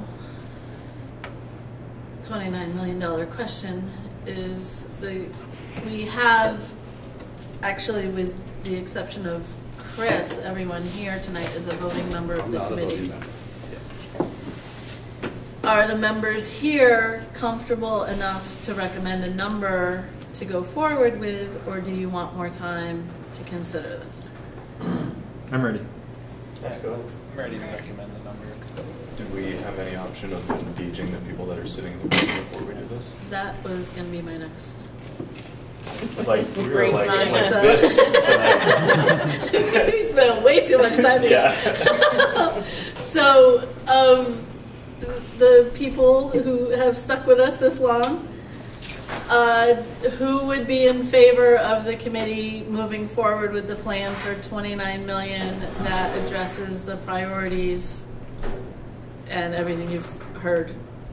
Do we get to talk again, or is that strictly on the question you proposed? I got a few things I'd like to say, and I don't have any interest in that vote there. I'll leave that up to everybody else. Okay. Were you looking for comment, Kevin? Or Devin, but I'm sorry, Devin. Sorry. So I was just looking for the community voted down. This is a very small part of the community, but the community voted down $35 million. So I was just wondering if we were allowed to do an exercise where we said, taxpayers, everybody sitting here, if we were to drop the number by approximately $32 a year, who would support that? Given the information you've sat here and listened to for... As soon as I find out what the project is, I'll make a decision. That's one of the comments I'm going to make. I was just looking for... You only showing have hands. from February, the month of February. But I didn't learn about the last vote until a week or 10 days before. And I finally realized what the vote was about. I read the brochures and I did everything else, but I couldn't have the slightest idea what the whole project was about. When I walked through the school and had our tour, I went from no to yes, but I felt very backed into a corner. And so now I won't give you an answer because I don't know what the project is. I would say pursue the 29.5, but then you're going to have to sell, and you're really going to have to sell exactly what that project is, the before and the after. Because I don't think the average Joe is going to take 29 million. I don't think the average Joe would take 10 million. I'm guessing, because they don't know what they're getting for it. And like I say, until the last one, I didn't, and I walked through the school. So I'd encourage you to go with the 29 million, but you have got to put together a very good selling program. And I think we will definitely get there. I think the reason I really wanted to see a showing of hands was mainly because one of the #1 things we saw from the survey results was too expensive. And if nobody, and to me that says, because there's a lot of too expensive, not a lot of like, here's what I'd like to see in it. So if the real issue is how much it's going to cost, then what is our community going to support? So that's all I'm asking right now is $32 enough to swing your vote? $32. Oh, sorry. So is approximately $16 per $100,000 per year less enough to swing your vote? $70, 71. So is $71 versus $87.50 on 100,000? These are not numbers we can. Right. Do not quote me. Don't. These are estimates. But all I wanted to see was a show of hands. It doesn't feel enough. It really doesn't feel enough. I'm sorry. I'm going to be devil's advocate here, but where did 9 priorities come from? It feels like a really arbitrary number, right? 9 priorities. Why aren't there 7 priorities? Why aren't there 12? Huge drop off between. So okay. it was like the top 9 were within several votes, and then it was like 5 votes. So there's another point of communication that is sort of missing there, but. I think the hardest part is this is 4 years worth of data, and it's impossible to cover all of that in one meeting and in one session. And it's also impossible to compile all of that into one document and for everybody to quickly glance through and say, okay, well this answers all my questions. Now I'm informed. These meetings have been going on for since what, February, when we start this back up last February? Since 2013. And since 2013. So, but I would argue that list of 9 priorities, you could turn them into 4. You can make the words say whatever you want, right? Because you can say a priority is a second gym. That's an add-on. That's the only thing changing in the footprint. You can also then say renovate the school to get to 21st century learning and fix things that are erroneous in the current structure. To me, that would be move the metal shop to the first floor, move the library from the furthest spot back to the front. So we can lump that into just one priority if you want and make all those words, we can say, I wouldn't even put removing tandem classrooms in there. To me, that would be like, why would you not? Like, if we have tandem classrooms at the end of this project, somebody should have to answer to that, And so I think we could easily take those 9 and turn them into 5 if that's what you want.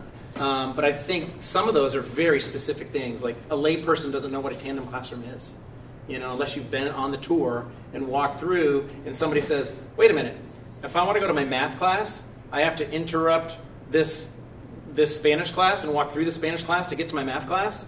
And that happens maybe 15 times because we know kids go to the bathroom and come in late and leave early and have dentist appointments. And so like as a community member, you're like, well, how could this possibly even be? Like, how long has it been like this? Well, forever, And so to me, I think those priorities, while really, really important, and I understand what you're saying, we can call those whatever we want. But the #1 most important thing we've heard since the very beginning of this project is lighting and air quality. And I feel like those are sort of almost one thing. Like there is a feeling of students and faculty and people who work in the building and students are in the building. The number one thing we heard over and over and over again is I can't see daylight. The air quality is not great. I'm in a box. I don't know if there's weather or not weather. I can go all day long without being near a window. The air quality is either 1,000 degrees or no degrees. There's no really good central temperature control. So to me, that's all sort of one priority. And then remodeling and renovating the priority spaces where students are going to learn and learn differently than they used to. To me, that's a second priority, you know, and I think you can make those be whatever we want, but if you look at this survey and you look at the survey we did with the students and you look at the survey we did 5 years ago, it's all the same. It's the same. Like there's not any shocking thing in here that's like, oh my goodness, now we don't want carpeting, you know, or we do want carpeting. Like there's nothing like that. It's all really, it's all there. It's more about what can we afford to do and how much lighting. You know, is it taking those curtains down? Well, that's free. You know, or is it adding windows? That costs money. Is it putting in skylights? That costs different money. Is it moving classrooms to the outside edge? Like, so now you're into the construction design phase of, you know, do you put the inside classrooms or teachers' offices because they're not in there all the time and the kids all move to the outside? And these are all like, that's the design part that we're not a part of at this point. So that's where it's really, really hard. The priorities have been laid out over and over and over again. You know, once we got past the swimming pool, nothing's changed. Like literally nothing's changed since we got by the swimming pool. Sir, you've been very, very patient with your hand up. Well, I think that, you know, obviously there's a very good story on why we need the new spaces from when you think about an educator and the people using the school. And there's a ton of information that's been gathered with that. I don't know how you can do a better job than we've already done as far as communicating that part out. But the other side of it, I would say, is what is the money getting me?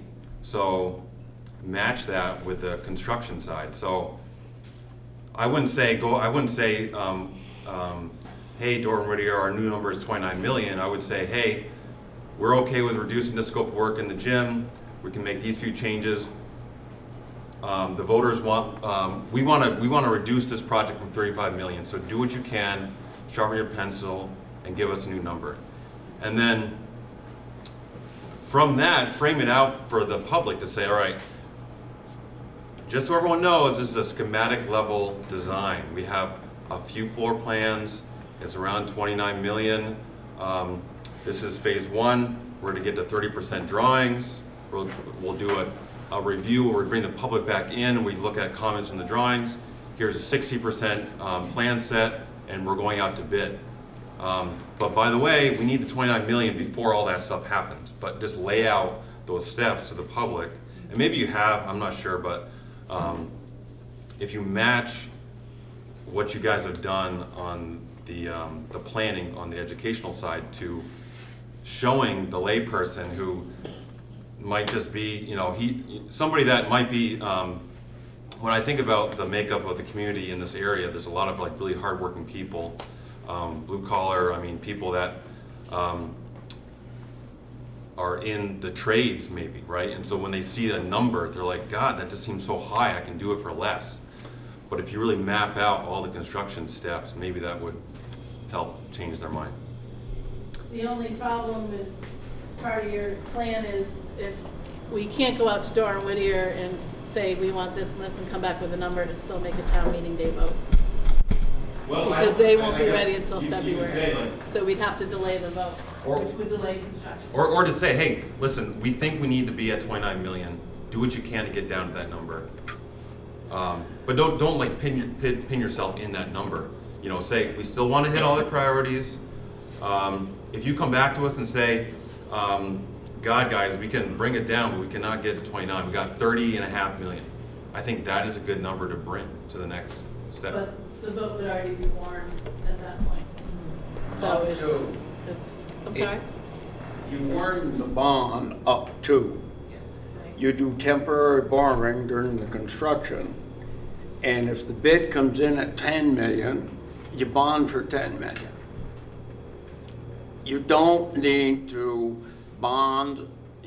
First of all, you don't need to bond for what was authorized. You asked for it to be up to 29.5 million. If it comes in at 828.5, that's what you bond for. You don't have any extra money. You joke about Montpelier. You can count your taxes going up. Well, move it down to town level, school level, same thing. My taxes are gonna go up, they have every year, I count on it. So if you got a chance to save money, you'll warn to go up to, and you won't bond for the total amount if you don't need to. The second thing is I'd find out what the last minute you can put the warning in. There's a certain number of days it has to be warned. So you can play up to that, that last minute. But February 4th. is it February 4th? Between 40 and 20 days, 30 days. No more So than 40. March 8th is town meeting day, or March 6th, sorry, March 6th. So you have to back up at least 30 days from that, so or February 6th, 4th, because it's only 28 days. Right. And then we have to tell Patrick what to recommend, we have to recommend to Patrick what he needs to recommend to the board has to meet, and the board has to pass it in order to be a warning on the ballot. Do it up to, so it doesn't have to be that amount. Explain to people what happens if you don't hit the. If you say you're gonna bond for 29.5 million, and then it comes in at 28.5, you've got $1 million left over. Well, I've heard a discussion that, well, we can spend it on this. Don't give it back to taxpayer, pay your bond down $1 million. So we would What, bond for you bond for the least amount you possibly can.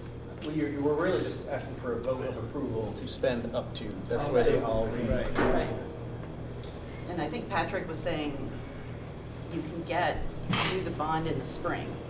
Voting by town meeting day would allow us to get the bond interest rate in the spring, because there are only certain times that capital school improvement projects can go forward to a bank. Do it twice a year. You do it twice a year, so either we go with 29.5 to a bank now, or we go through the whole design phase without, and then come up with a number. I mean, we have to know.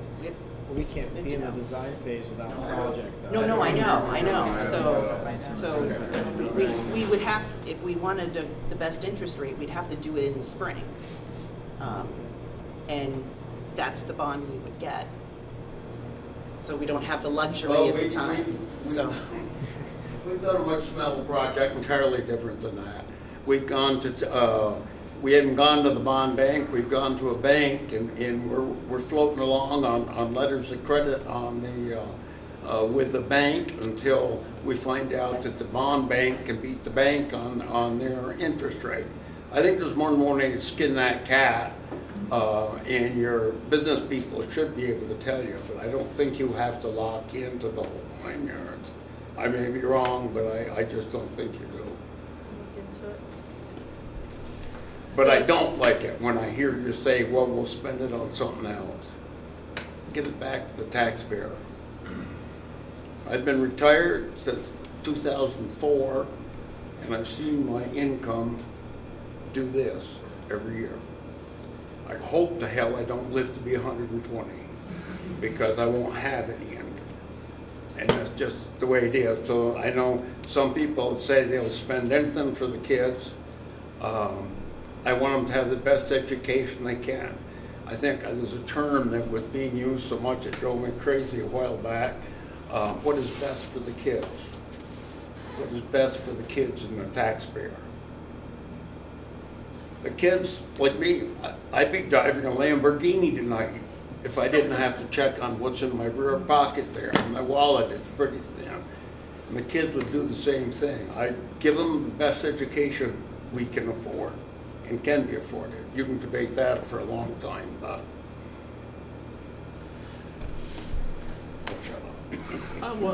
Just to follow up, I mean, Peter was involved with the designing of this building when they did it. And one of the things that's remarkable about this building is the quality of the hardware.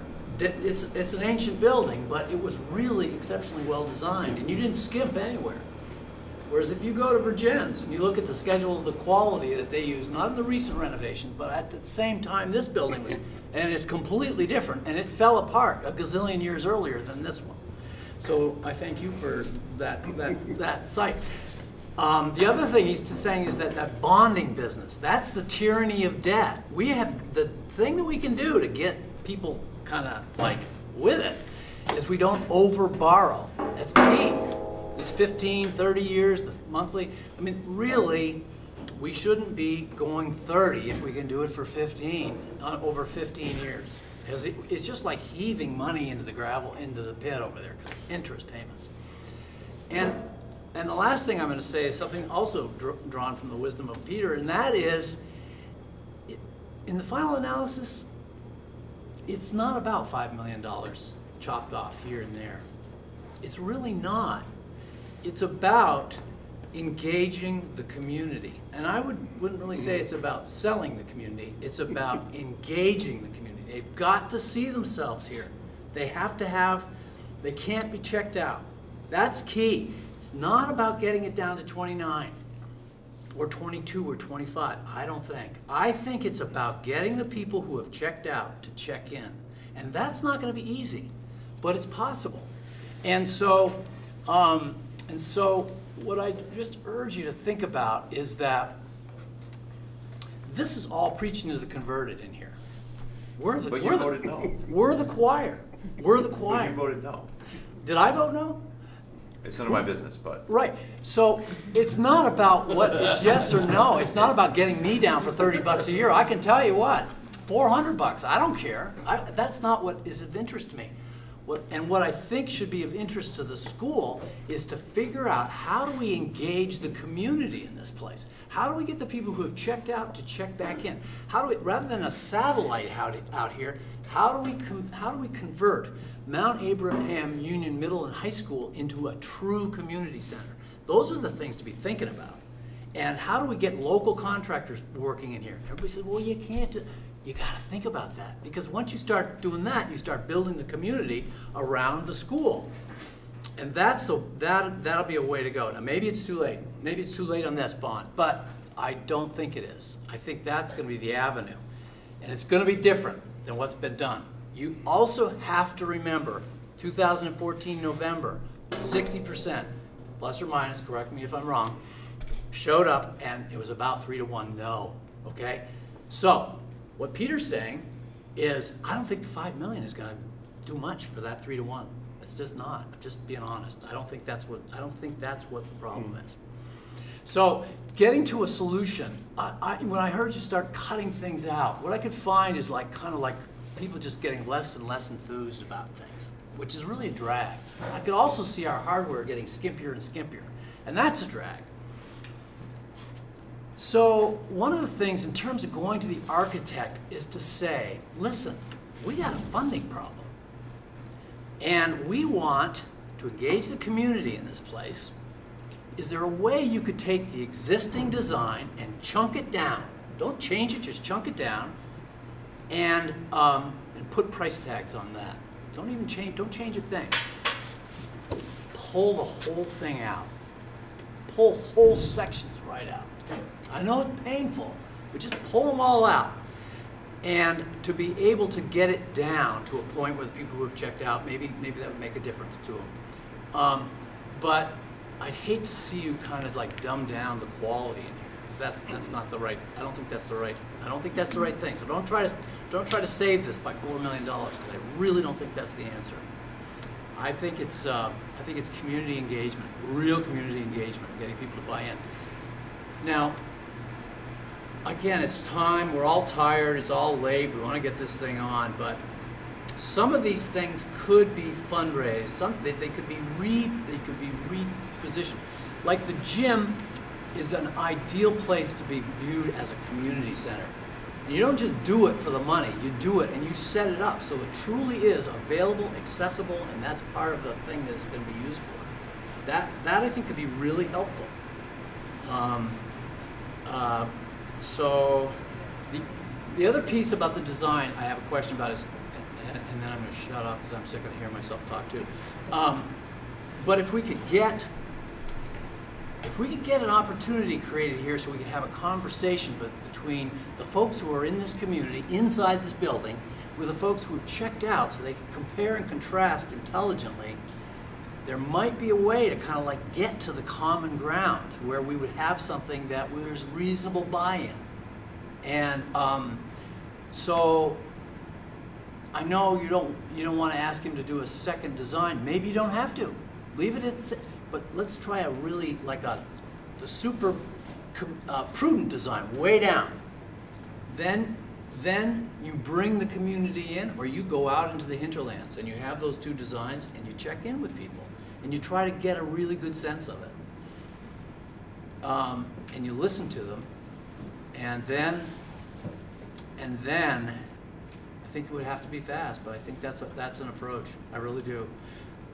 I wish I could say that I thought that getting it down to 29 was going to do it, but I think the survey was saying that everything just costs too much, though. So we should really show them how those dollars are being spent.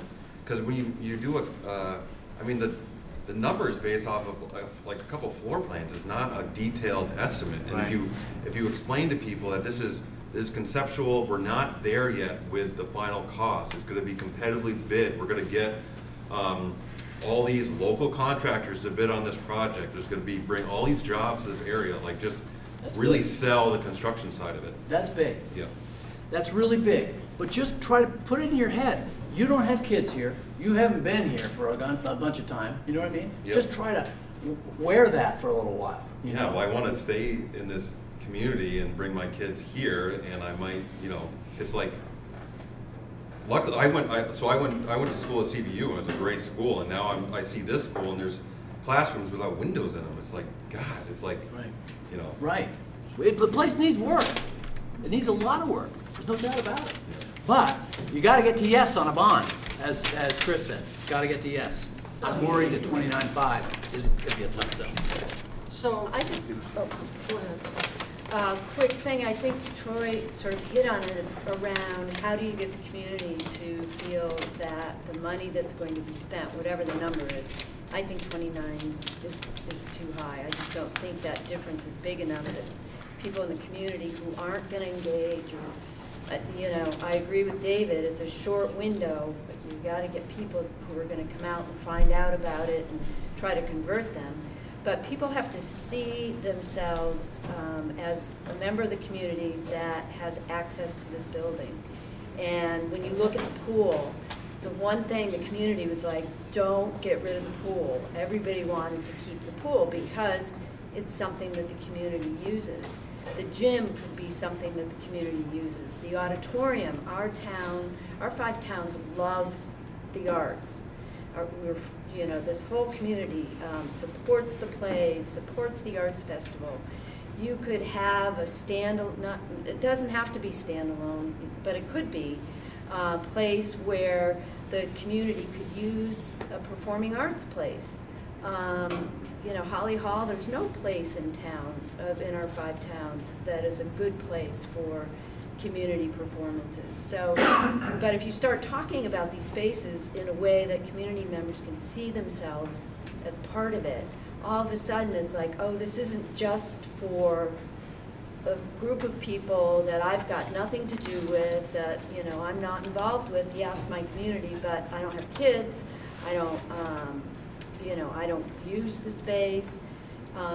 But again, these are people that might say, oh, well, a place for the theater group that my wife's involved with, or a place for, my son to go play basketball with his adult league.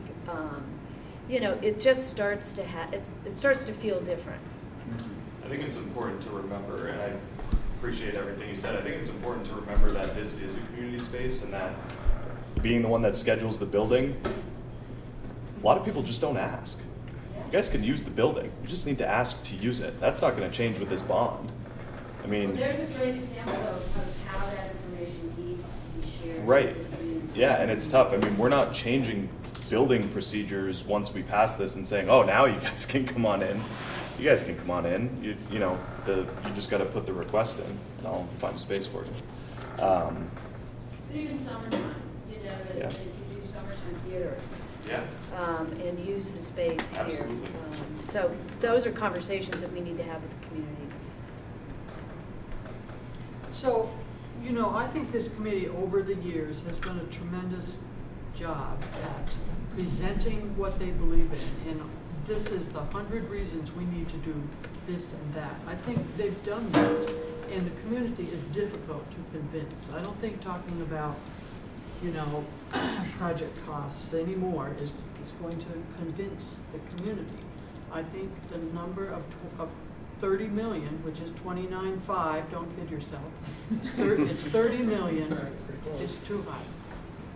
The community is, the taxpayers, I believe, will not support that. Now, what I hear tonight from this wonderful working committee is an unwillingness to compromise. You know, some people have to have the gym, some people have to move the library, somebody has to fix the lobby. Everybody has their things that no one's willing to give up. So it needs to be tweaked. The community is not going to vote for 30 million. And to have 2 bonds go down already, it's a waste of all of your work, emotion, time, money.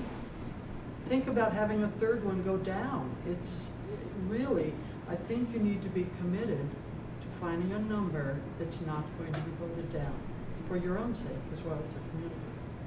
But somebody needs to compromise. You got to tweak it.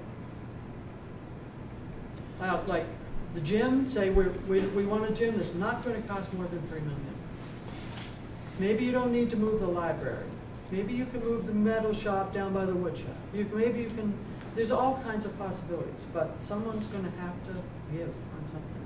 So can we go back to the original? I think as soon as we started to engage everybody out here, I think what I requested from you guys was just a showing of hands of how much, I believe that's where we started, was how much do we need to lower it by to get no, put your hand up, please. So, no, wait. I vote yes. Please, no more comments right now. I really just want to see a showing of hands. So, how much would we need to lower this by per year? We're not going to use the $1 million figure. So, how much per year do we need to lower this by to get people to buy in? What's that cutoff? So it's currently $87.50 on 100,000. Does that need to come down by $30? Does it need to come down by $15? Could I see what $15 down from that on 100,000 with no comment, please, just hands. And if nobody's, but I just want to know if we're voting on what I personally would or what I feel the community would. just you personally. This is a very small subset. It's only 16 people, and I think a couple of people might have actually left. I was hoping, there was a lot of people here at the start, so I was hoping it'd be a bit more impactful, but I think this is part of that community engagement we're talking about, and I just want to see, like, is that number that big of a difference from the people that are here sitting in the audience? So would $15 on 100,000 make a difference to anybody? And you can abstain and not raise your hand or anything. I just have a point of clarification. Is what we're talking about is a number to go to Doran Whittier with, and then have them say, can you include all 9 of these priorities? But you got to get to this number, so give us a vision for this and what's locked on. No, our taxpayers told us it's too much. That's what they keep telling us. So we need to know, how much do we need to lower it by to do this? Something has to be done in the building. How much lower does it need to go? It's just and I would like to just see something from the community, just a visual showing. And that's but before any other comment, can we please just do the exercise? I feel like if we don't, I'm just afraid that if we do that and everybody comes down to we're willing to pay $15 per 100,000, they're going to be pissed. but this is only they're going to say, I know, but they're sitting here and they're listening to us, and you're going to go through this exercise, and they come to $15 per 100,000, and we come back with 29. They're going to be pissed. And they're going to go all their friends, and they're going to be pissed. I just feel like this isn't, I'm sorry, I don't feel like, I understand what you're trying to do, but the people in this room, it's not a big enough subset. Well, I just wanted to see a visual on it. Yeah, I know, but that's all I was asking for. I get what you're saying, but there's, as you said, there's like hardly anybody here. But I think the other thing too is there's so many differences of opinion. Like David says, we don't want to pay any interest, and that's really, really prudent financial advice. But the guy next to him says, I can't pay any more per year. I'll pay the interest forever, but I can't pay $10 more a year. So they're going to say, I want the lowest possible number on my yearly taxes. Forget the interest, because I'm going to be dead before you pay it off. and that's all real. And so that's what you're up against when you're doing a municipal project like this. Is every single person has their own opinion on the way to do it. So we have to meet the needs of the most people. And you're right. We're probably going to have to figure out how to get rid of something. You know, we clearly already have getting rid of a lot. And I keep wondering, like, what is that magic number? Because I've heard so many people say, you're not asking for enough. And I've heard so many people say, I can't afford any more of my taxes, knock it down and send everybody to, you know, Peru. I don't know, wherever you want to send them. But I think we have to figure out what's the best for the community long term, and investing in infrastructure and investing in the building, I think we are all committed to, is good for our 5 town communities long term financially. To answer that question right there, who's going to commit to living in these towns and raising their kids and their families because of not just the programming, but because when they walk into this building, they get a feeling or don't get a feeling, and that is real. And the kids will tell you that, and the parents will tell you that, and they will say, why does this wall move when I push it? And why are things broken? And why do when I go to the other schools, they're so much brighter? And it's real for them, the ones who are in here. And it may not be real for everybody who doesn't have living in it in the moment. But what is real is their taxes. And what is real is how we engage in this community, in this building. And we love the arts, and we have the Arts Fest.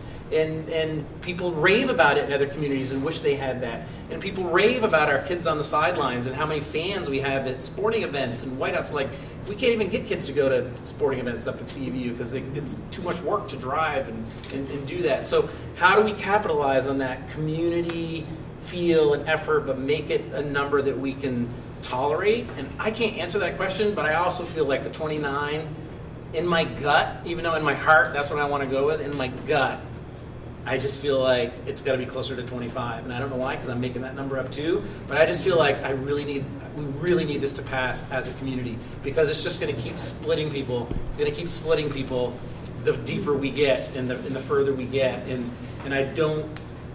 And that's just my opinion. I just feel like we have to pass and get to the point where we've renovated, we've given it a facelift, we've fixed the things that were broken, and we have a plan moving forward as a board and the community so that we keep things addressed, like furniture, you know, and you know, we were looking at tables that were completely broken in half 2 years ago. Well, we've addressed some of that. Not everywhere. Using it in February? Yeah, I mean, not everywhere. You know, there's furniture needs all over the building, but I don't know what the answer is. But everybody's point is valid. That's the problem. Like, everybody's point is valid. Yours is the answer. What you just said is the answer. I don't know if there was an answer. The answer, that is the answer. It's engaging the community. It's getting it down. The other piece is that this isn't just like a one-time deal. What we need is success. We've got to start. We've got to point to some success.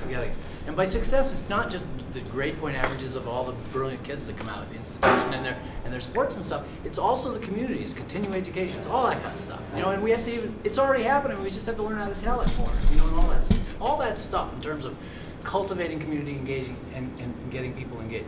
But if you're that plus push it down, but you're not. This isn't like forever. It's not like we couldn't come back. Oh man, we've got it all energized. People are going to get excited. You can come back and get more money at another time. You don't have to go too high. But I think we're all right. 29 is not going to do it. I start twitching at the idea of coming back for more money. There's no way. There's no way. Yes, I know. I want to say one thing. Chris Coffey from Moncton. All these numbers are unquantifiable to society. $25 million, $35 million. And I like where Devin is thinking, because I totally agree with you on the 15-year bond, but that'll double the yearly number that everybody looks at. So when someone goes in to buy a truck, I can afford this much a month. So 25, 35, it's all unquantifiable. I would love to have a session where we come here and think about, you guys busted your butts on marketing it the last time, and then you get, Patrick told me personally, he's like, I don't know what else I can do. I marketed it, I called, I did this. I sat at New Haven store with all the, you know, I did all these things. It is amazing. I was so pumped when he told me that. I want to, as a community member, not on the committee, I would love to be a part of coming in. And I don't know, can we get 10 people to just telemarket Addison County for 4 hours? And maybe I'll bludgeon myself after. I don't know. But I'm looking for some value add to sell this. Because I feel we need to sell what is needed, not bring it down. Because at the end of the day, it's not about on 300 grand, $51, lowering it from 35 to 20. It's not about going from 87 to 70 or from 87 to 51. Like the number, the overall number is unquantifiable. So I would love to be a part of creating having a meeting just based around marketing the need. And I don't know if anybody'd show, but I would. That's exactly what I said. You've got to sell it. And I'll vote no until I understand what 35. It could be 55 and I might vote yes. But I've got to understand it first. And I didn't understand the last one until 10 days before, and I never understood the first one.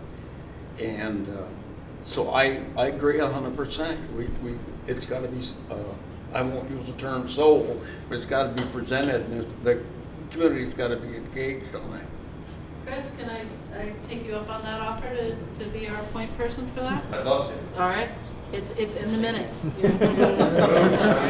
Sold. I'm not considering front porch or Facebook though. All right. Just so you know, it's not my bag. So, yes. One final comment on your report to the board. Tell them to consider infrastructure as part of the responsibility. My mother taught here just after it was built, the air system was rotten. It's still rotten. That's maintenance, that's infrastructure. So much of what you're doing right now should have been done as we went along, and the board wouldn't face that. And it's hard to face it when you've got so many staff and other things calling at it, but keeping the building standing is very important. And I hope in the future the board will take that into consideration when they're doing their budget. Thank you for your part in such a well-built building. This is why we're looking at renovation and not new, is because you guys. We can't give them what they need to give us a real concept that we can then communicate to the community as far as this is what the work is going to be done for this amount we're asking to spend up to in a bond. So just to recap, to move ahead, Doran Whittier is requesting a dollar amount from us. And from that dollar amount, they'll address however as many of the priorities that we've named in that dollar amount. Put together a 30,000 foot view conceptual design for us for February. Yes. Yeah. So we could warn that dollar amount in the time we have and then work the month of February to get this information out. If Doran Whittier's to us at the beginning of February. Right, which is, we're asking them to, it's a holiday break coming up. It's right. It's a big ask. Right. The timing of this is very, very tight. So we need to very quickly give them a dollar amount that we're working with and priorities that need to be addressed. And communicate it. We need to pick a number and communicate it. But it's hard to communicate it without the concept, which we don't have until. But we have a foundation that we can start from. We have this much for the foundation, and we're coming down to something. Yes. We can still communicate that, and if we keep our priorities in that, the community's priorities, the students' priorities, the people in the building's priorities. And I'm hesitant to not honor the process of identifying those, how we identified those priorities based on just what we've heard tonight. It's not that we wouldn't honor that process, but instead of doing the top 9, maybe do the top 5. I guess we do have them ranked. It's just hard with what they are. So many are attached to each other. Right. You can't do the, consolidate tech ed to the first floor without moving the library. Right. They're attached, so Right. it's hard to knock off. Just say, okay, we got a list of 9 ranked priorities. Let's just knock off 8 and 9 and go back to them and say, can you come in under 25 with these priorities knocked off? Because it's just not that simple. But So we I know need a to do decision. something.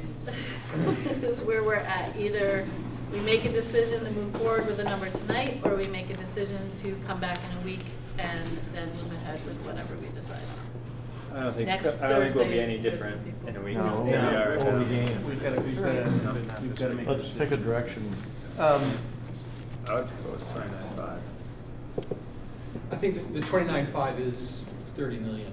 Yeah. And so, I don't know, I mean, I just soon support 35 personally. Yeah, me But as well. I worry, Yeah. I too worry that 29.5 is not presenting the right atmospherics, given the fact that the bond so recently failed. Mhm. I think there'd be too many voters who are going to look at that and say, well, it's just not enough. That's my gut feeling. And I just know from other concepts that we've had Dawn Whittier present to us in this process back when we had the 3 concepts. I mean, and some of the numbers I've seen, like somebody put out 17.5. 17.5 doesn't really address any needs that you will see. And it doesn't do anything to really change the learning environment for this building. It addresses the deferred maintenance items and puts new finishes on walls, but it doesn't change the learning environment. To spend that amount of money that we'll be paying back for the next 30 years and not address the learning environment, boy, I wouldn't vote yes to that. So I know, I don't feel, maybe we gotta come down more than 29.5. I'm hearing that. I'm kind of feeling like Troy, like 25 feels like the number, but I just don't know how to lop off priorities that people have we've identified through a process as top priorities. We need to address these things. 29.5 is approximately a 20% cut, so that is a huge cut.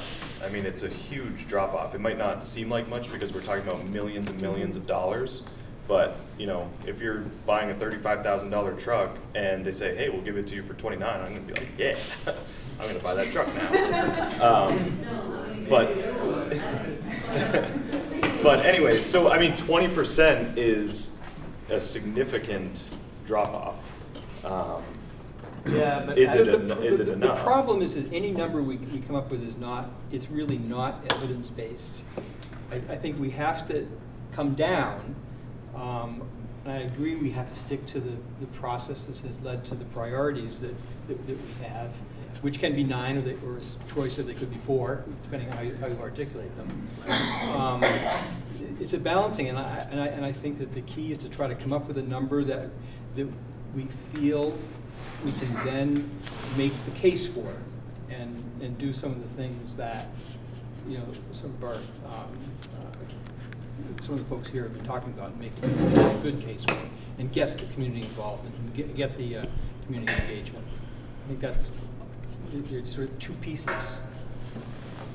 The design, we could scrap all the old designs and start completely fresh. We're talking about a dollar amount that we believe the community will say yes to, but they can't see it but quite honestly, most of them didn't care about what was in the last one, really. It was about the dollar amount, because everybody agreed with every single thing on the priority list. You can't see it right now, but Dora Whittier would have it to us in February in time for people to view it before they vote on it on town meeting day, hopefully, if all goes well, and judging by when they got it to us in February.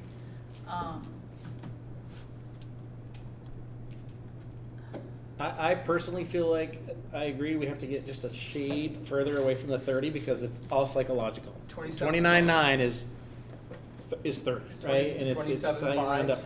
And I don't know what that magic number is, and I know it's just playing with numbers just to psychologically appease.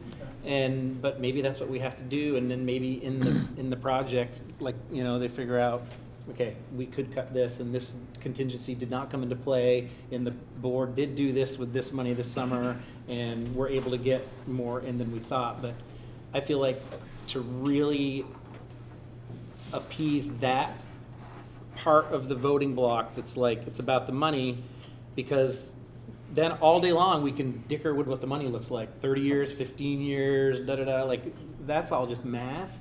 It really is for some people about the big ask and how much that is, like how much are we investing into the building.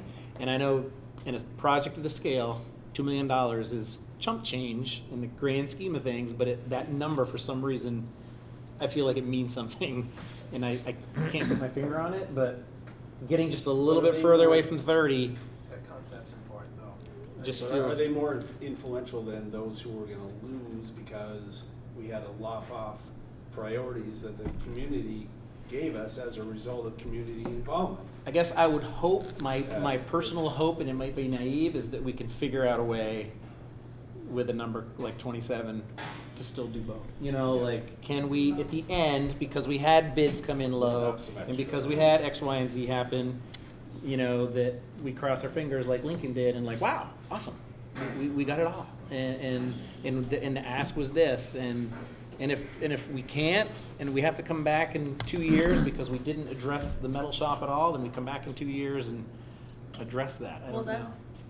During our conversation with Tom Engelsberg at Dora and Whittier, I had said, you know, if we want to spend this much, but we want a list of projects included in this plan that we can break off and do as a summer job. He was pretty agreeable to that. He wasn't, I didn't hear a deep intake of breath or a muttering under his breath or anything about that. So it wouldn't be that we wouldn't address all the priorities. We would get the ones that make sense to do all at once.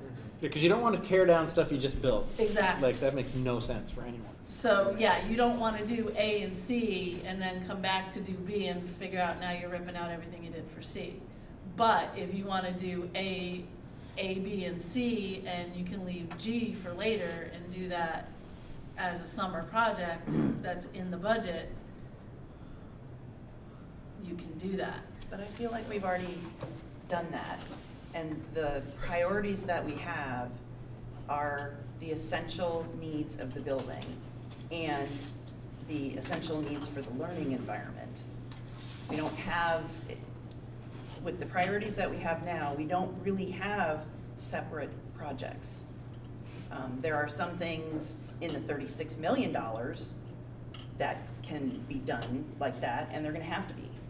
Because yes, we have to come back with a smaller number.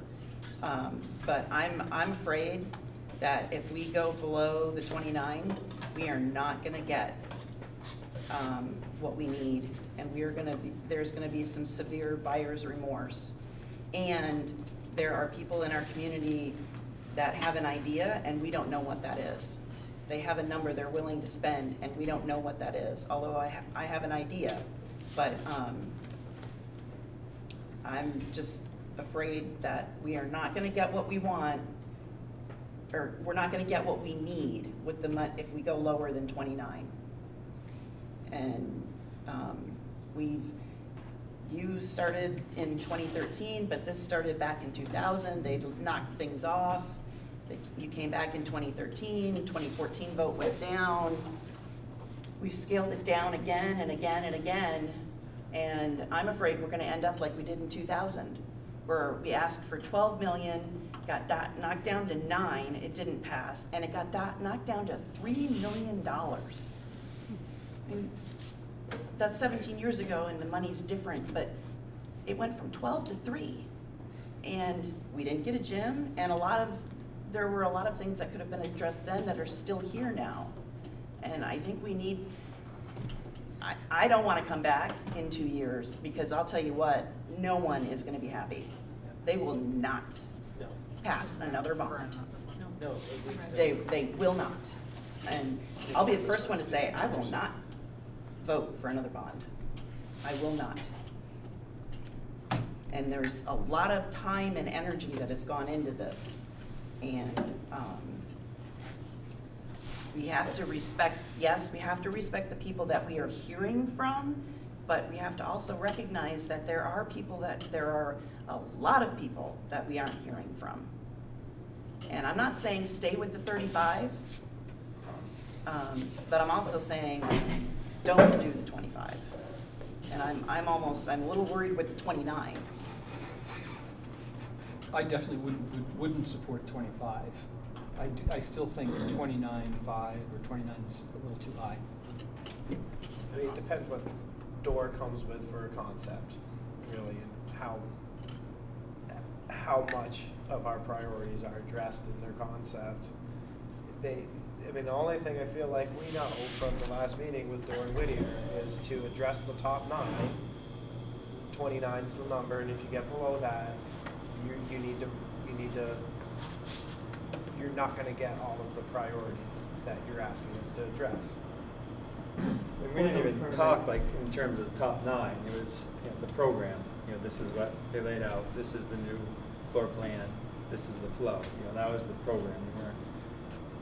We had come up with that top 9 priorities at the last meeting, but it was, and that's where we went to them. It was the initial discussion, but it turned into what is the program of the renovation. Well, I asked earlier, maybe I didn't ask it well. He comes back to a meeting with this proposal, and there's 10 parts of it, and 3 don't feel right.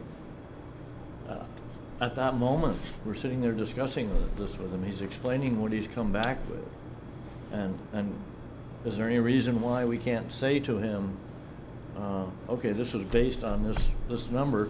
If we had, you just took $300,000 off this thing, or $500,000 off this particular thing, let's put that back in, and we can end up at that sit-down meeting with a number of 31 million, just pulling a number out of the air, and go forward with that, and accomplish what we're trying to do for the school and the community. Why doesn't that work? Where do we get the extra money from? Because we've already warned for a lesser amount. We have to put the number out to the voters. We can't change that number after February 4th. But, okay, but we Dore have to, Whittier's not coming back until February with the concept. oh, we have to have a number before then. Okay, that's what I So didn't, that was not the clear. unfortunate part that we're running into this time, so the last time that we presented it, we gave them a number, they came back with a concept, we looked at it, and we said, the concept was 36.6 or whatever, and we chunked it down to 35, and then we presented 35 to Patrick, who presented it to the board. The problem is, we don't get to see the picture this time. Okay. We don't get to see the picture until after.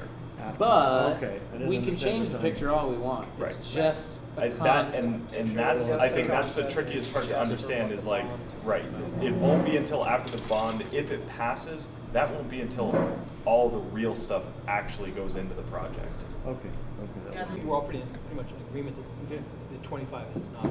Yeah. Okay. So let's not talk about that. But I'd also Yeah. say Yeah. we have an obligation to the community. Whatever passes, once it's all bid and we're in the design phase, we have an obligation to not actually bond for any more, not bond, but borrow any more than what's needed to accomplish the project. And what's not spent on addressing the priorities of the project goes back to taxpayers. Yeah, we don't That add back, absolutely we needs don't to be add done. back into things. No, we don't Correct. add back into projects. No added back in, we accomplish the priorities and the money goes back to the taxpayers. There's one plan, it's a consistent plan across everybody saying whatever it is, Right. and there aren't pieces coming from here and there. It's one plan. I mean, I have confidence, again, just using the gym as an example as how we could scale back, that if we scaled back in all those other areas, we can bring the price down, we can hit all the targets. So I And Yeah, that I think it's- scaling back happens in the design phase, Right. once we have a project. I think We that's the don't target have we a should project move with. till we get something passed. So, this is really about getting to a number that we, and with a concept that we can pass in March. So can we do an informal vote, or do we need a motion for a formal vote, or? Yes. We can do a strong Straw poll as to if, for, as an My gut's telling me 29 is not gonna work, but who would be in favor of putting a motion forward to bond for an amount not to exceed 29 million? Aye. Are you? Okay.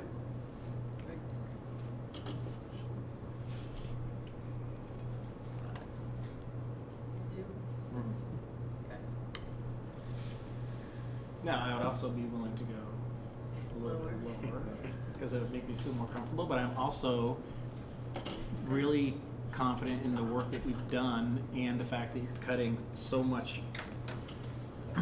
quite a bit out of the cost.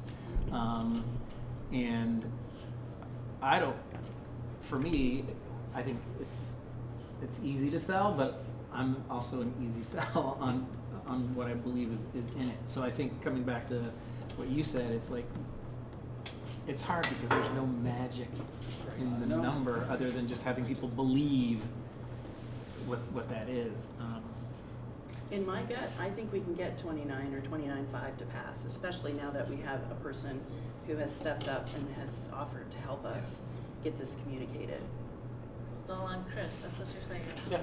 With some help, but I'm with you, Lisa, and I think that's where we gotta focus our energy there. I know And exactly because where. all we know is anything less than that amount, we're starting a new project, and we don't really know what we're gonna give people for that yes vote on passing. From the discussion these guys had with the architect, that he was optimistic he could work in that, around that number. I think that has a lot of value. I think my confidence goes way down as that number drops, because if somebody asks me, well, you know, what's going to be in it at 27 million, I don't really know how to answer that question. At 29.5, I can say, well, actually, everything you see in that picture is going to be in it. It's just not going to look quite like that. And I can say that with confidence. And straight face-wise, at a number lower than that, I won't be able to tell them, and then I think the credibility goes out the window. And it'll get voted down again because they won't know what's in it. Someone wants to make a motion.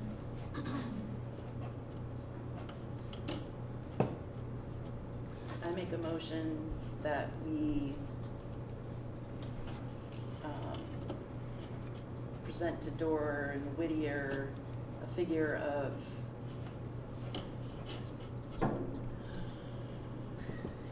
what did we vote? What was the straw poll? Actually, the motion is To Patrick. is Is it 29 or 29.5? It would be the recommendation to Patrick, not to Dorn. Oh, so we're going straight to Patrick. It's a recommendation to Patrick. Okay. And he goes to the school board and then instruct the board. I make a motion that we recommend to the superintendent to recommend to the board an amount to not exceed 29.5 for a bond for the renovation of MAU MHS.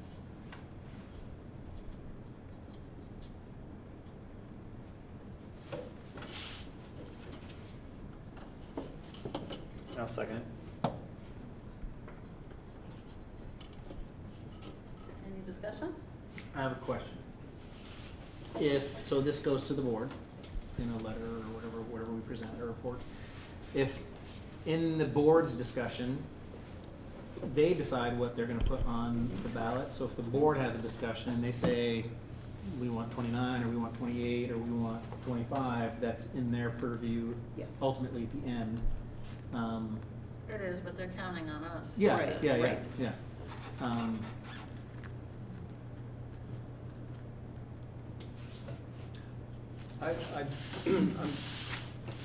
prepared to support, the 29.5 if that's the motion, because I think it's important for there to be, sort of a unanimous vote on this committee.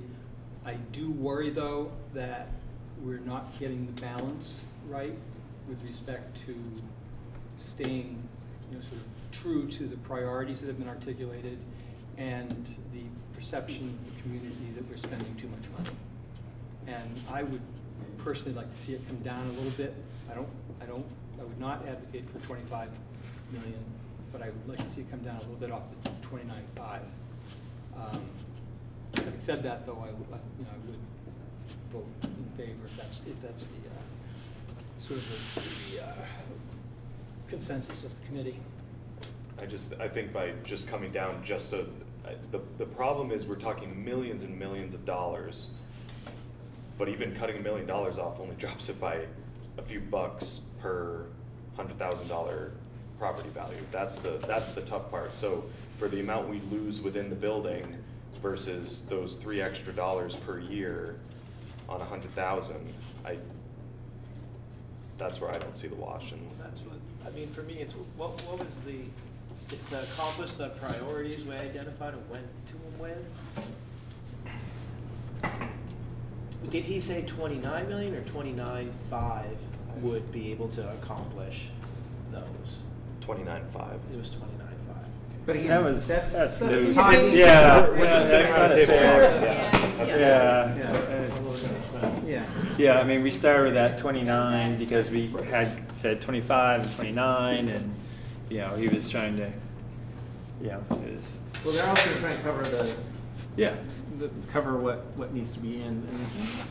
And but the 25 was a resounding no way. Oh, yeah. Well, you got to start back with a new concept. Right. You need a new concept. You're letting go of some of the things that were on the list.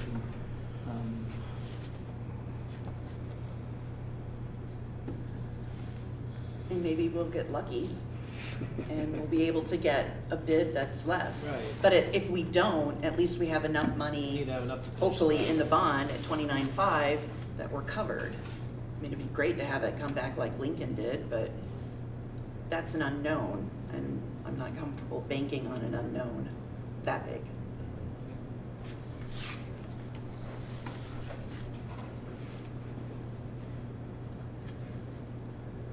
Time to move forward. Any other discussion? All right.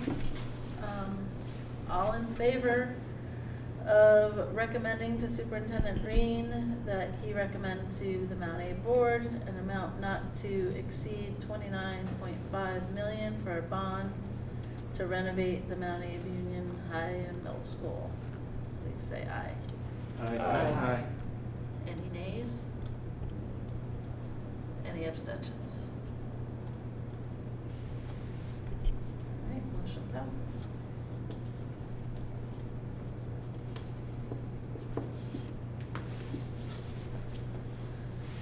All right, so that being said, do I still ask the Mount A Board for a extension? Because our deadline was the 15th, tomorrow, to come up with a recommendation. But at our last meeting, we had, you guys had instructed me to ask the Mount A Board for an extension of the deadline until January 15th, hoping we'd have plans from Doran Whittier, but all that's kind of moot right We now. know that there's no way that's going to happen, right? Yeah. He said there's no way. Yeah. Impossible. Is the 15th when Patrick needs to recommend to the school board, or when we need No, to that's recommend? when we need to recommend to Patrick so he can take it to them on their, at the meeting on the 19th. Next week? Yeah. So this is within the deadline then, so It I is. don't think you need to request it, right? Mhm. Can you just tell him? Okay. Okay. So we can also cancel the next meeting date, because our charge is Done. We're done. done. So,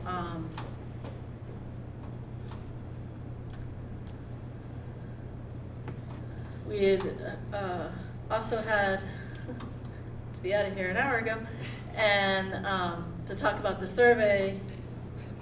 Does anyone out there have any questions? We kind of talked about it intermittently through the whole discussion. You know, the Mount A website is pretty intimidating. You can't find stuff on there. And so I didn't go to look for the survey results because I know I would have just been frustrated. So is there a written report? Did you get one of these last week? No? Because one of the reasons I came was to hear about the survey. So the whole thing with all the comments is almost 70 pages, so we didn't print those. It's on the website, I guess? It's on the website, but this is the Thank you. overview that gives all the, who voted for what and survey itself, we talked about it during our other work tonight. We referenced it a few times.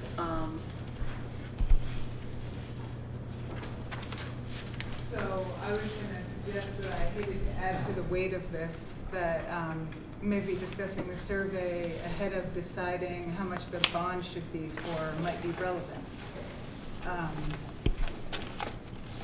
You guys have worked so hard and stayed so positive through a very difficult process. I did read through about 150 of the comments regarding, did you vote yes on the bond or no on the bond, and would you vote for it again? And those first 150 comments overwhelmingly said the bond is too much.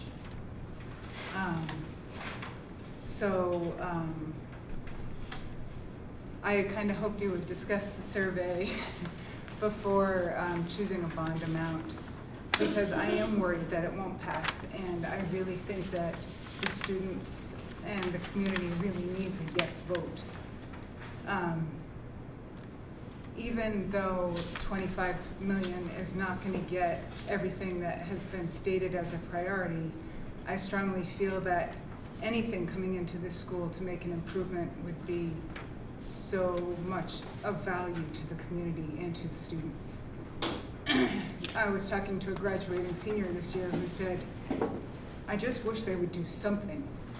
And I felt so strongly for him, as I do for the community, who really, I mean, people do care, but they're trying to balance their needs. And anyway, overwhelmingly I hear them say, it's too much.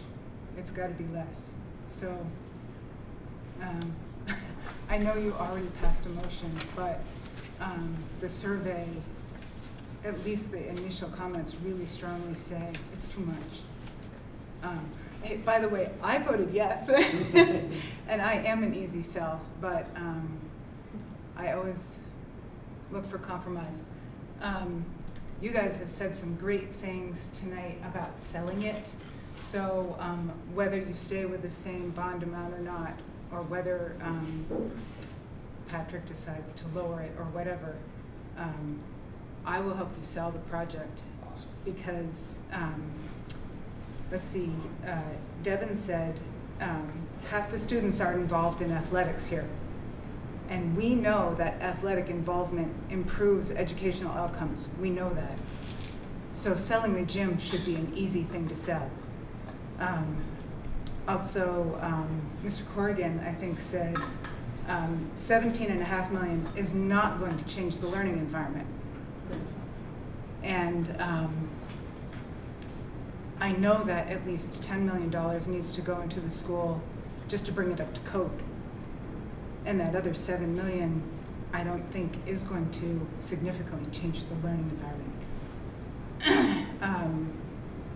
And I also think that if the bond does stay at 29.5 million, I think that selling it as the bond is 20% less. We lowered the bond 20%. We're going to bring you value with that big reduction. I really think, so anyway, I hope we can, I really think it does need to be sold. And I really wouldn't mind if you lowered the bond a little bit more, because I so want it to pass. And I hear some of you saying with regret that you don't want to lower it, but you feel like that's what's going to sell it. So I hate to ask you to reconsider, but think about it, please. And I really do so appreciate your work. It's a thankless job, and you guys have worked really amazing stuff. So thank you so much. Just in your gut, what's the number that you think, I mean, because I just know from concepts we've seen them give us, you know, that there was a concept that really just brought things up to code, addressed deferred maintenance items. I think, you know, we got new finishes on the wall, but it didn't move any walls, or there was really no change in the learning environment. And it was, what was that concept one? It was like 14 million. Well, we're not going to use that term ever again. We have a very present. That's what it was called. It's 12.2. That was $12.2 million. Well, that was the project cost. Oh yeah, that would be the that was a project cost. So in 2013, you put the soft costs in that, and it was like 17 or 18 million, and we would spend that amount. We'd ask for that amount, and then we'd do the project, and kids would not see any change in the learning environment when they came into the school. And I think that would be very regrettable. I totally agree with you. And that's what I'm battling with is. I want to honor the priorities that have been identified. I want to really improve the learning environment that's going to take care of the needs of our learning community for the next 50 years.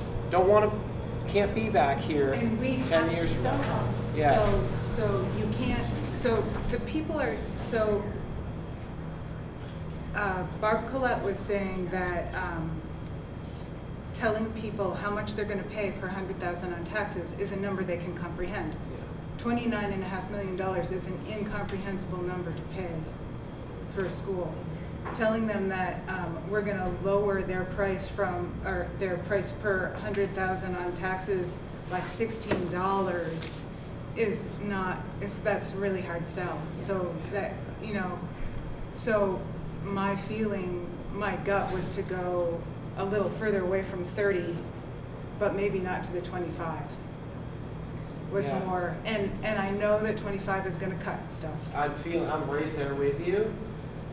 My concern is Doran Whittier has told us that you get under 29 and you're not going to accomplish your top 9 priorities. And I hear that. And we don't know what's coming off. So then communicating that to the public, I don't know how to move forward with that. But you have to sell the money first. If you can't sell any money, you can't do anything at all. And this woman feels my community member feels very strongly that we need to get it lower. And the comments in that survey so overwhelmingly say it's got to be lower. And the comments in the survey say awful things too. And you guys must have heard such awful things during your time trying to work on this. But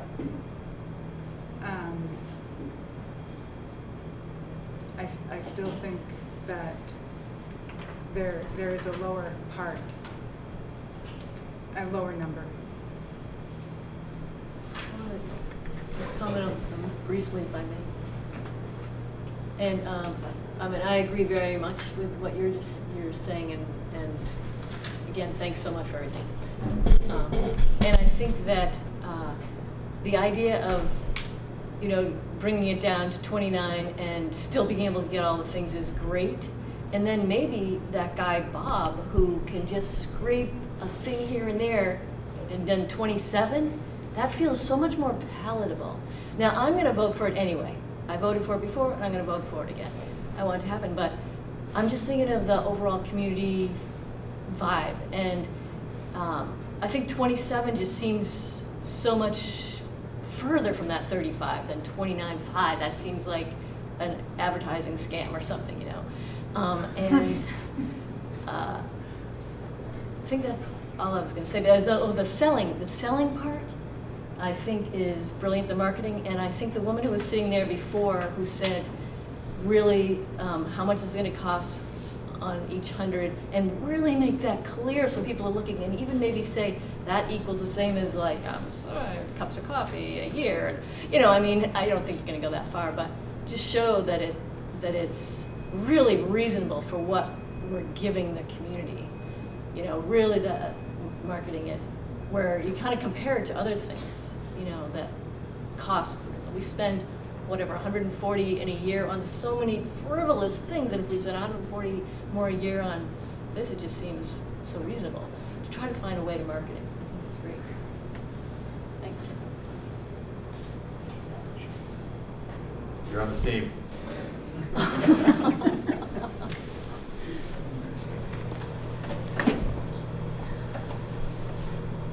Project phrases is a dinner for four.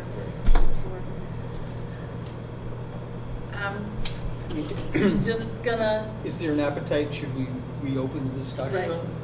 thank you. Based on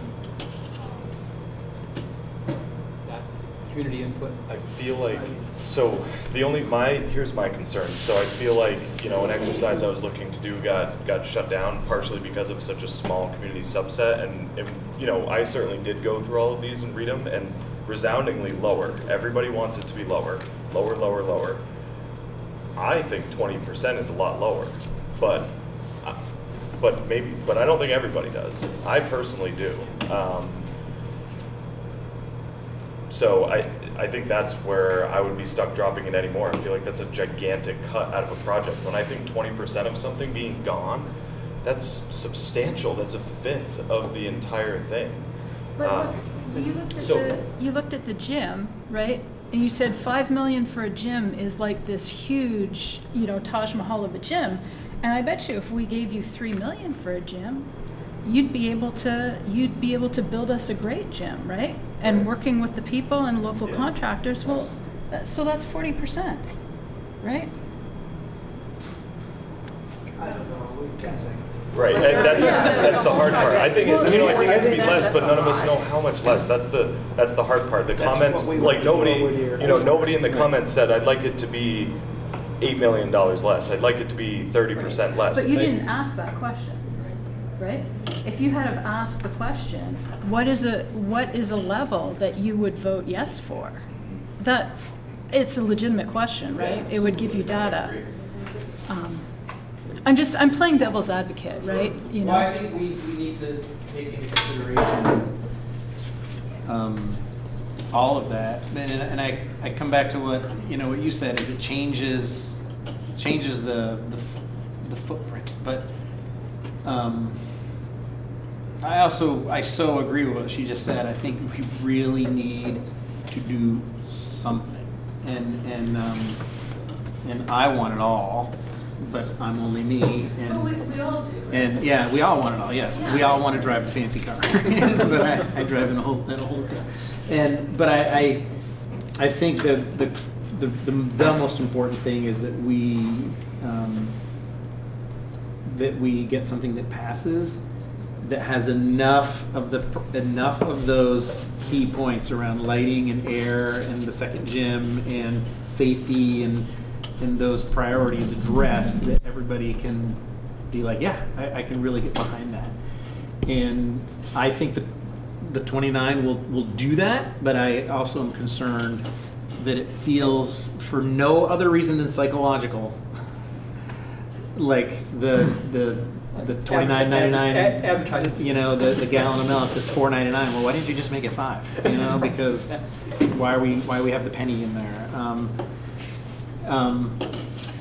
So I don't know the right answer, because I support 29, and I mean, my concern, I would love to make that number lower than 29.5, but just based on what we know, I feel like if, say we made it 25, okay, now we're going to be waiting till February for Durham Whittier to give us that concept and know what we're not getting. And we might find out in February that, well, to get under 25 and address these priorities, these needs, that, okay, and I'm just guessing here, but let's say they say, well, you're not going to get tech ed moved to downstairs. The library stays where it is, and you can't change the front entrance or the lobby or that. You're just going to do the gym and the science labs and nothing else. And bring things up to code. But we know. But then, do we then lose a ton of votes? Because there's a lot of people that their yes vote may be contingent on those priorities that are really important to them. All the priority, we've identified those priorities through a process that identified these are the most important things. And I don't know, to not know what's going to be included, what's not, until we get drawings in February, and then we got a month or less to communicate that to the public, what we're getting for that amount.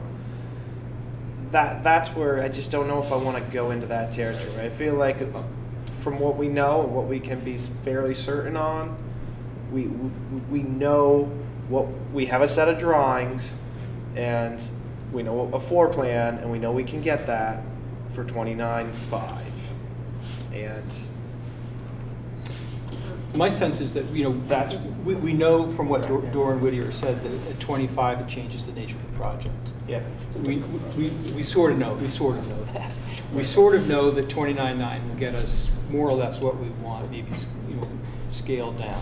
What we don't know is what something less than 29.5 will give us, but more than 25 will give us. And what we don't know cuts both ways. I mean, because, you know, it could. I'm very much drawn to, you know, Bob Patterson's kinds of arguments that there's a lot we can do within the budget once once we know what it is, and given that, and given the perceptions of what the new number is going to look like to the voters. My sense, again, as I said before, I think that the 29.5 doesn't quite get us down far enough, and that it does strike me as being an advertising, you know, it's a $30 million project, and that just, I just worry that we're not getting that balance right, and I personally would, again, I wouldn't want to go on 25. But yeah, I'd feel comfortable, you know, some kind of splitting the difference there between 25 and 29, or between 25 and 30. Concerned if we whack away a bigger change and whack away at too many of those listed priorities that came from students and staff, it almost shows a disrespect for their opinion. But that's what I'm trying to say, is that we're not necessarily doing that, because there's a lot we don't know on the side of savings. We really don't know what this is. But then we're really kind of hoping that if we don't go with the 29.5, we're hoping that. But at least we're covered with 29.5. Somehow Bob gets. But we have people who offered to help us do that. So I guess the question is, do we have confidence that you know, the people that are gonna, I don't even know how to word this because it's all hypothetical. Confidence in voters supporting $29.5. Well, I mean, do we have like, again, it goes back to my confidence in the 29.5. I feel like they said they can get there. I trust them. They do good work. They'll get there. If we drop it lower, do we have confidence that we're going to find that other $1 million somewhere that we can maybe take out? Like, I know Bob mentioned the sprinkler systems. I think there's a lot of like what ifs that we could look to pick and choose and take out that might not necessarily impact the priorities, but do we take that chance just from a psychological standpoint? I mean, I just have a hard time putting something out and not being able to fully explain it. I feel like I'm a pretty straightforward person, and if somebody walks up to me in Shaw's and said, hey, I heard you guys are doing a $27 million bond, how much is that going to change from the $36 million or the $35 million one that you guys just proposed? I'm going to say, I don't know. I'm not sure. That's my concern, is if somebody comes to me and says, well, in that $25 million bond, is the lobby changing? Right. And I can't say yes or no, but at the 29, I can say yes. Yeah. But you're saying that you can't say that between now and when? Between now and when we get drawings in February. In February, so for the month of January. So don't go out in public. I have a question for you all. How confident are you that you can get a yes vote on 29.5? I mean, that's sort of part of what's being talked about, is if you have to have a budget to work with, and if you get a no. So hearing your need for confidence of really what's needed for the building is one thing, but another question is just, I mean, really, I'm interested what your gut feelings are in terms of people you know, your neighbors. What do you think? What do you think they'll vote for? I think with the right people on board spreading the word, I think it's I think we nail it, Yes, personally. Exactly. I think we would have nailed So that goes 35. back to Sorry, really selling it. I seriously think we would have Yeah. nailed 35. We just didn't get enough word out, and we didn't, a lot of people thought it was gonna pass. And you might have read through 150 comments, but you didn't read through all of them. And there are a lot of people who, it's pretty much half and half, honestly. Well, So, for all of those things. So there are people that we are not hearing from that we need to get together with. And communicate this in a way that everybody understands it as well. There was confusion. People were confused by the brochure. Some people were very confused by all of the misinformation that was getting thrown here and there. It was like Jell-O getting thrown against the wall. But I am very confident that we can get this at 29.5, and I'm hoping that we can come in lower for the actual amount. But I don't want to say to people, well, 27 might get us kind of sort of everything, but I don't know but 29.5 will. Then 27 wouldn't have mattered, right? Then you don't have a project. Then you're going back and starting over and saying, okay, well, I guess we're back to that 12 or $14 million bond for next year to just try to do the basic repairs. But does reducing it by $2 million get yes votes? I don't think it will matter. Personally, is my personal opinion, not speaking for anybody else, but when it comes down to what that's going to affect the tax rate, like I'm thinking of the project, and here's the project, and we need to sell the project hard, and we can get a big chunk of this project done for 29.5, then great, we still have a project. So really a lot is what's been talked about of canvassing, selling it, and really thinking that out, how to do it, how to get people inspired. I mean, whether it's I'm thinking of, having people go to each of the 5 towns and sending people out and, just what you're talking about. Politicians. Just. Well, regardless of whether it's 29 or 27 or whatever, I mean, I think that we can't wait until February to start planning the outreach. We need to do it now. We have a number now, that's what we need to do. You have to start that present tomorrow. The concept starting tomorrow. And that's why I'm at 29.5, because we have drawings, we got a floor plan, we have a concept that we know that we can accomplish with that dollar amount.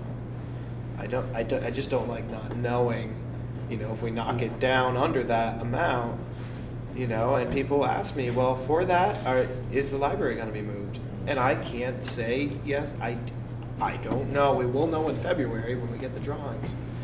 So that's sort of where I'm at. But whether it's 27 or 29.5, I mean, it's from this point forward, I feel like it's really just about communicating the need and what the ask is and what's gonna be addressed in that project. What are we getting? What's the value for that 29.5? What are we doing with the building for that amount? And that's what people have to understand, and that's what people's comments really resonated with me, saying that they didn't understand what was in the project. People don't understand the construction process, and like that, that's where I was. Likewise, 10 days before the vote, trying to scramble and figure out what this thing was about, and I still didn't know, until I joined up and dug into it. So that's a whole other meeting. What can we do? What can we do differently this time that we didn't do last time? Elementary school parents, that's huge. Yeah. That is huge.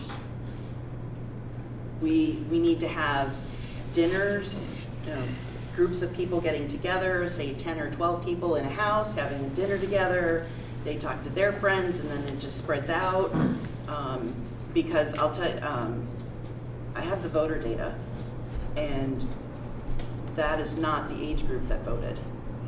But they're the ones that are going to be impacted by this. Their kids are. And I've heard from some of them, they may not stay. If we don't do enough work to this school, they will move. You're saying they didn't vote? A lot of elementary school parents didn't vote? A lot of them did not vote. I mean, we only had 29.96% of the eligible registered voters vote. And that's with windstorm as well. So. Well, right, and we had the weather too. So Moncton and Lincoln and Starksboro, they didn't have power for a few days, and some people didn't even have power. They had power. They didn't get power until after the vote happened. So, you know, when people are thinking about their basic life survival, they're not going to go out and vote. But definitely the elementary school parents. And just one last thought about the survey is that 85% of the people who responded to the survey voted yes. But still, I read a third of the comments, and many of them said it needs to be less, even though they had voted yes. Right. So the survey was fascinating to me because of this data that it dug up, and because we have had kind of a small sampling of the community here to try and balance a consensus with. We definitely listened to the people that said, I did vote for the 35 million, but I'm also hearing throughout the community that it does need to be less. And we've listened to that, and we've worked to address that. Right, and I think we know that it lost by such a narrow margin. I think the hope is that the people who voted yes for it because of the content within it are confident that, well, the same stuff is still going to be there, everything's just going to be scaled back a little bit, and it's going to be a little bit cheaper, which is awesome. And the people that are on the swing level, maybe, that's where we get that extra 4 or 5%, and hopefully with doubling the voter base that comes out is the goal. Yeah, hopefully we get a lot more people to swing the other way. Because for the people that voted yes, in my opinion, there's no reason to vote no this time around. So as long as everybody comes out and votes yes, that voted yes the first time, that's, how many votes was that? Well, we need more than 61. Yeah, 61. You can't go by the last. Can't go by the last. No, I know, but that's at least at least a start. We know how many. Hopefully, a lot of yes. And I mean the whole. I'm just speaking of Starksboro. I mean the whole town meeting sort of thinking is much more instilled in the older population, not in the people. They don't. You know, a lot of my neighbors, the older people, they would never miss a town meeting. But some of my friends, who have kids, kids my age, they could care less about town meeting, and so you can't really extrapolate the results from last month to what's going to happen in March. And I heard an awful lot. I just heard a lot. Parents who came here, many of the folks who I knew in this room, when we were writing stuff up on the sticky notes, many of them didn't have kids. Their kids were either in high school or they were already out. And it was great touching base to say, hey, how's so-and-so doing? But not a lot of young parents. Right. And that's the population that are going to be directly impacted by this. And there's a lot of them.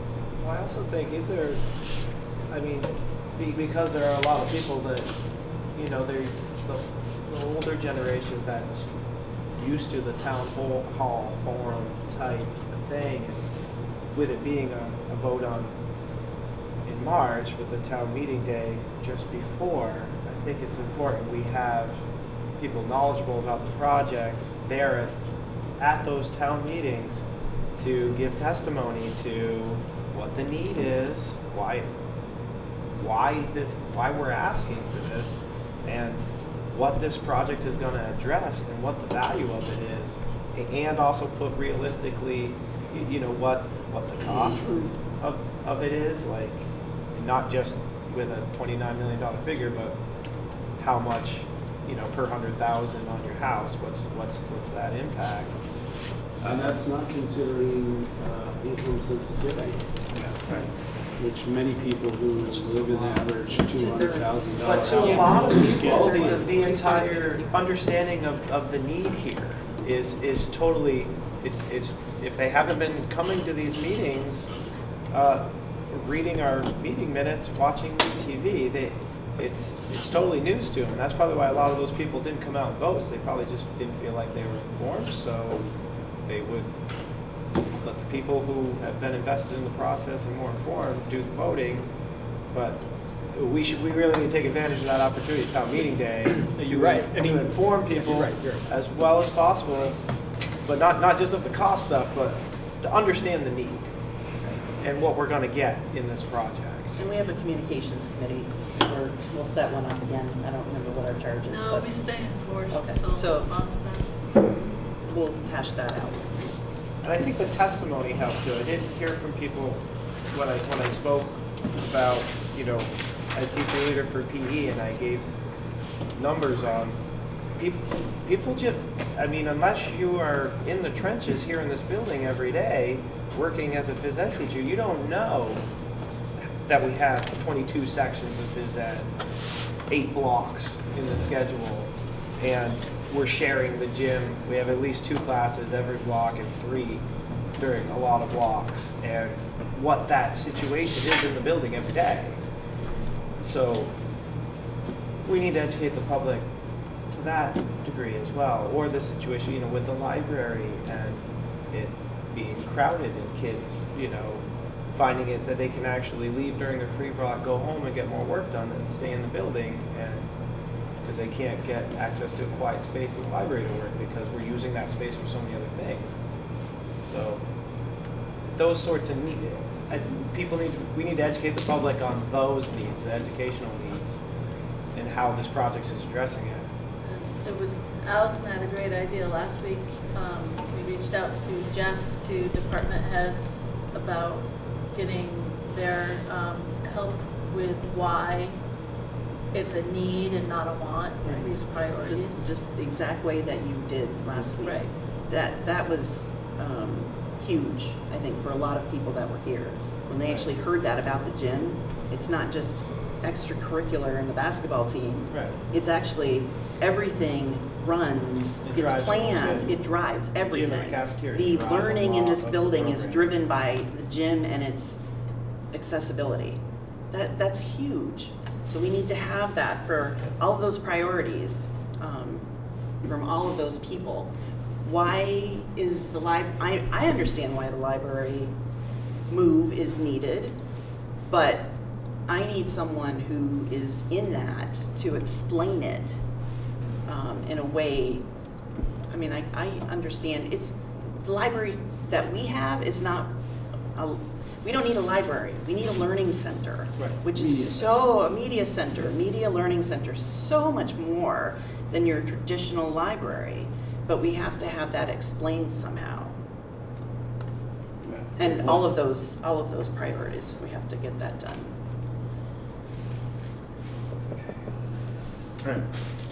Yeah. So Are we done? good with the motion on the table? We don't want to make any amendments? Okay. No need for a next meeting date because we're done.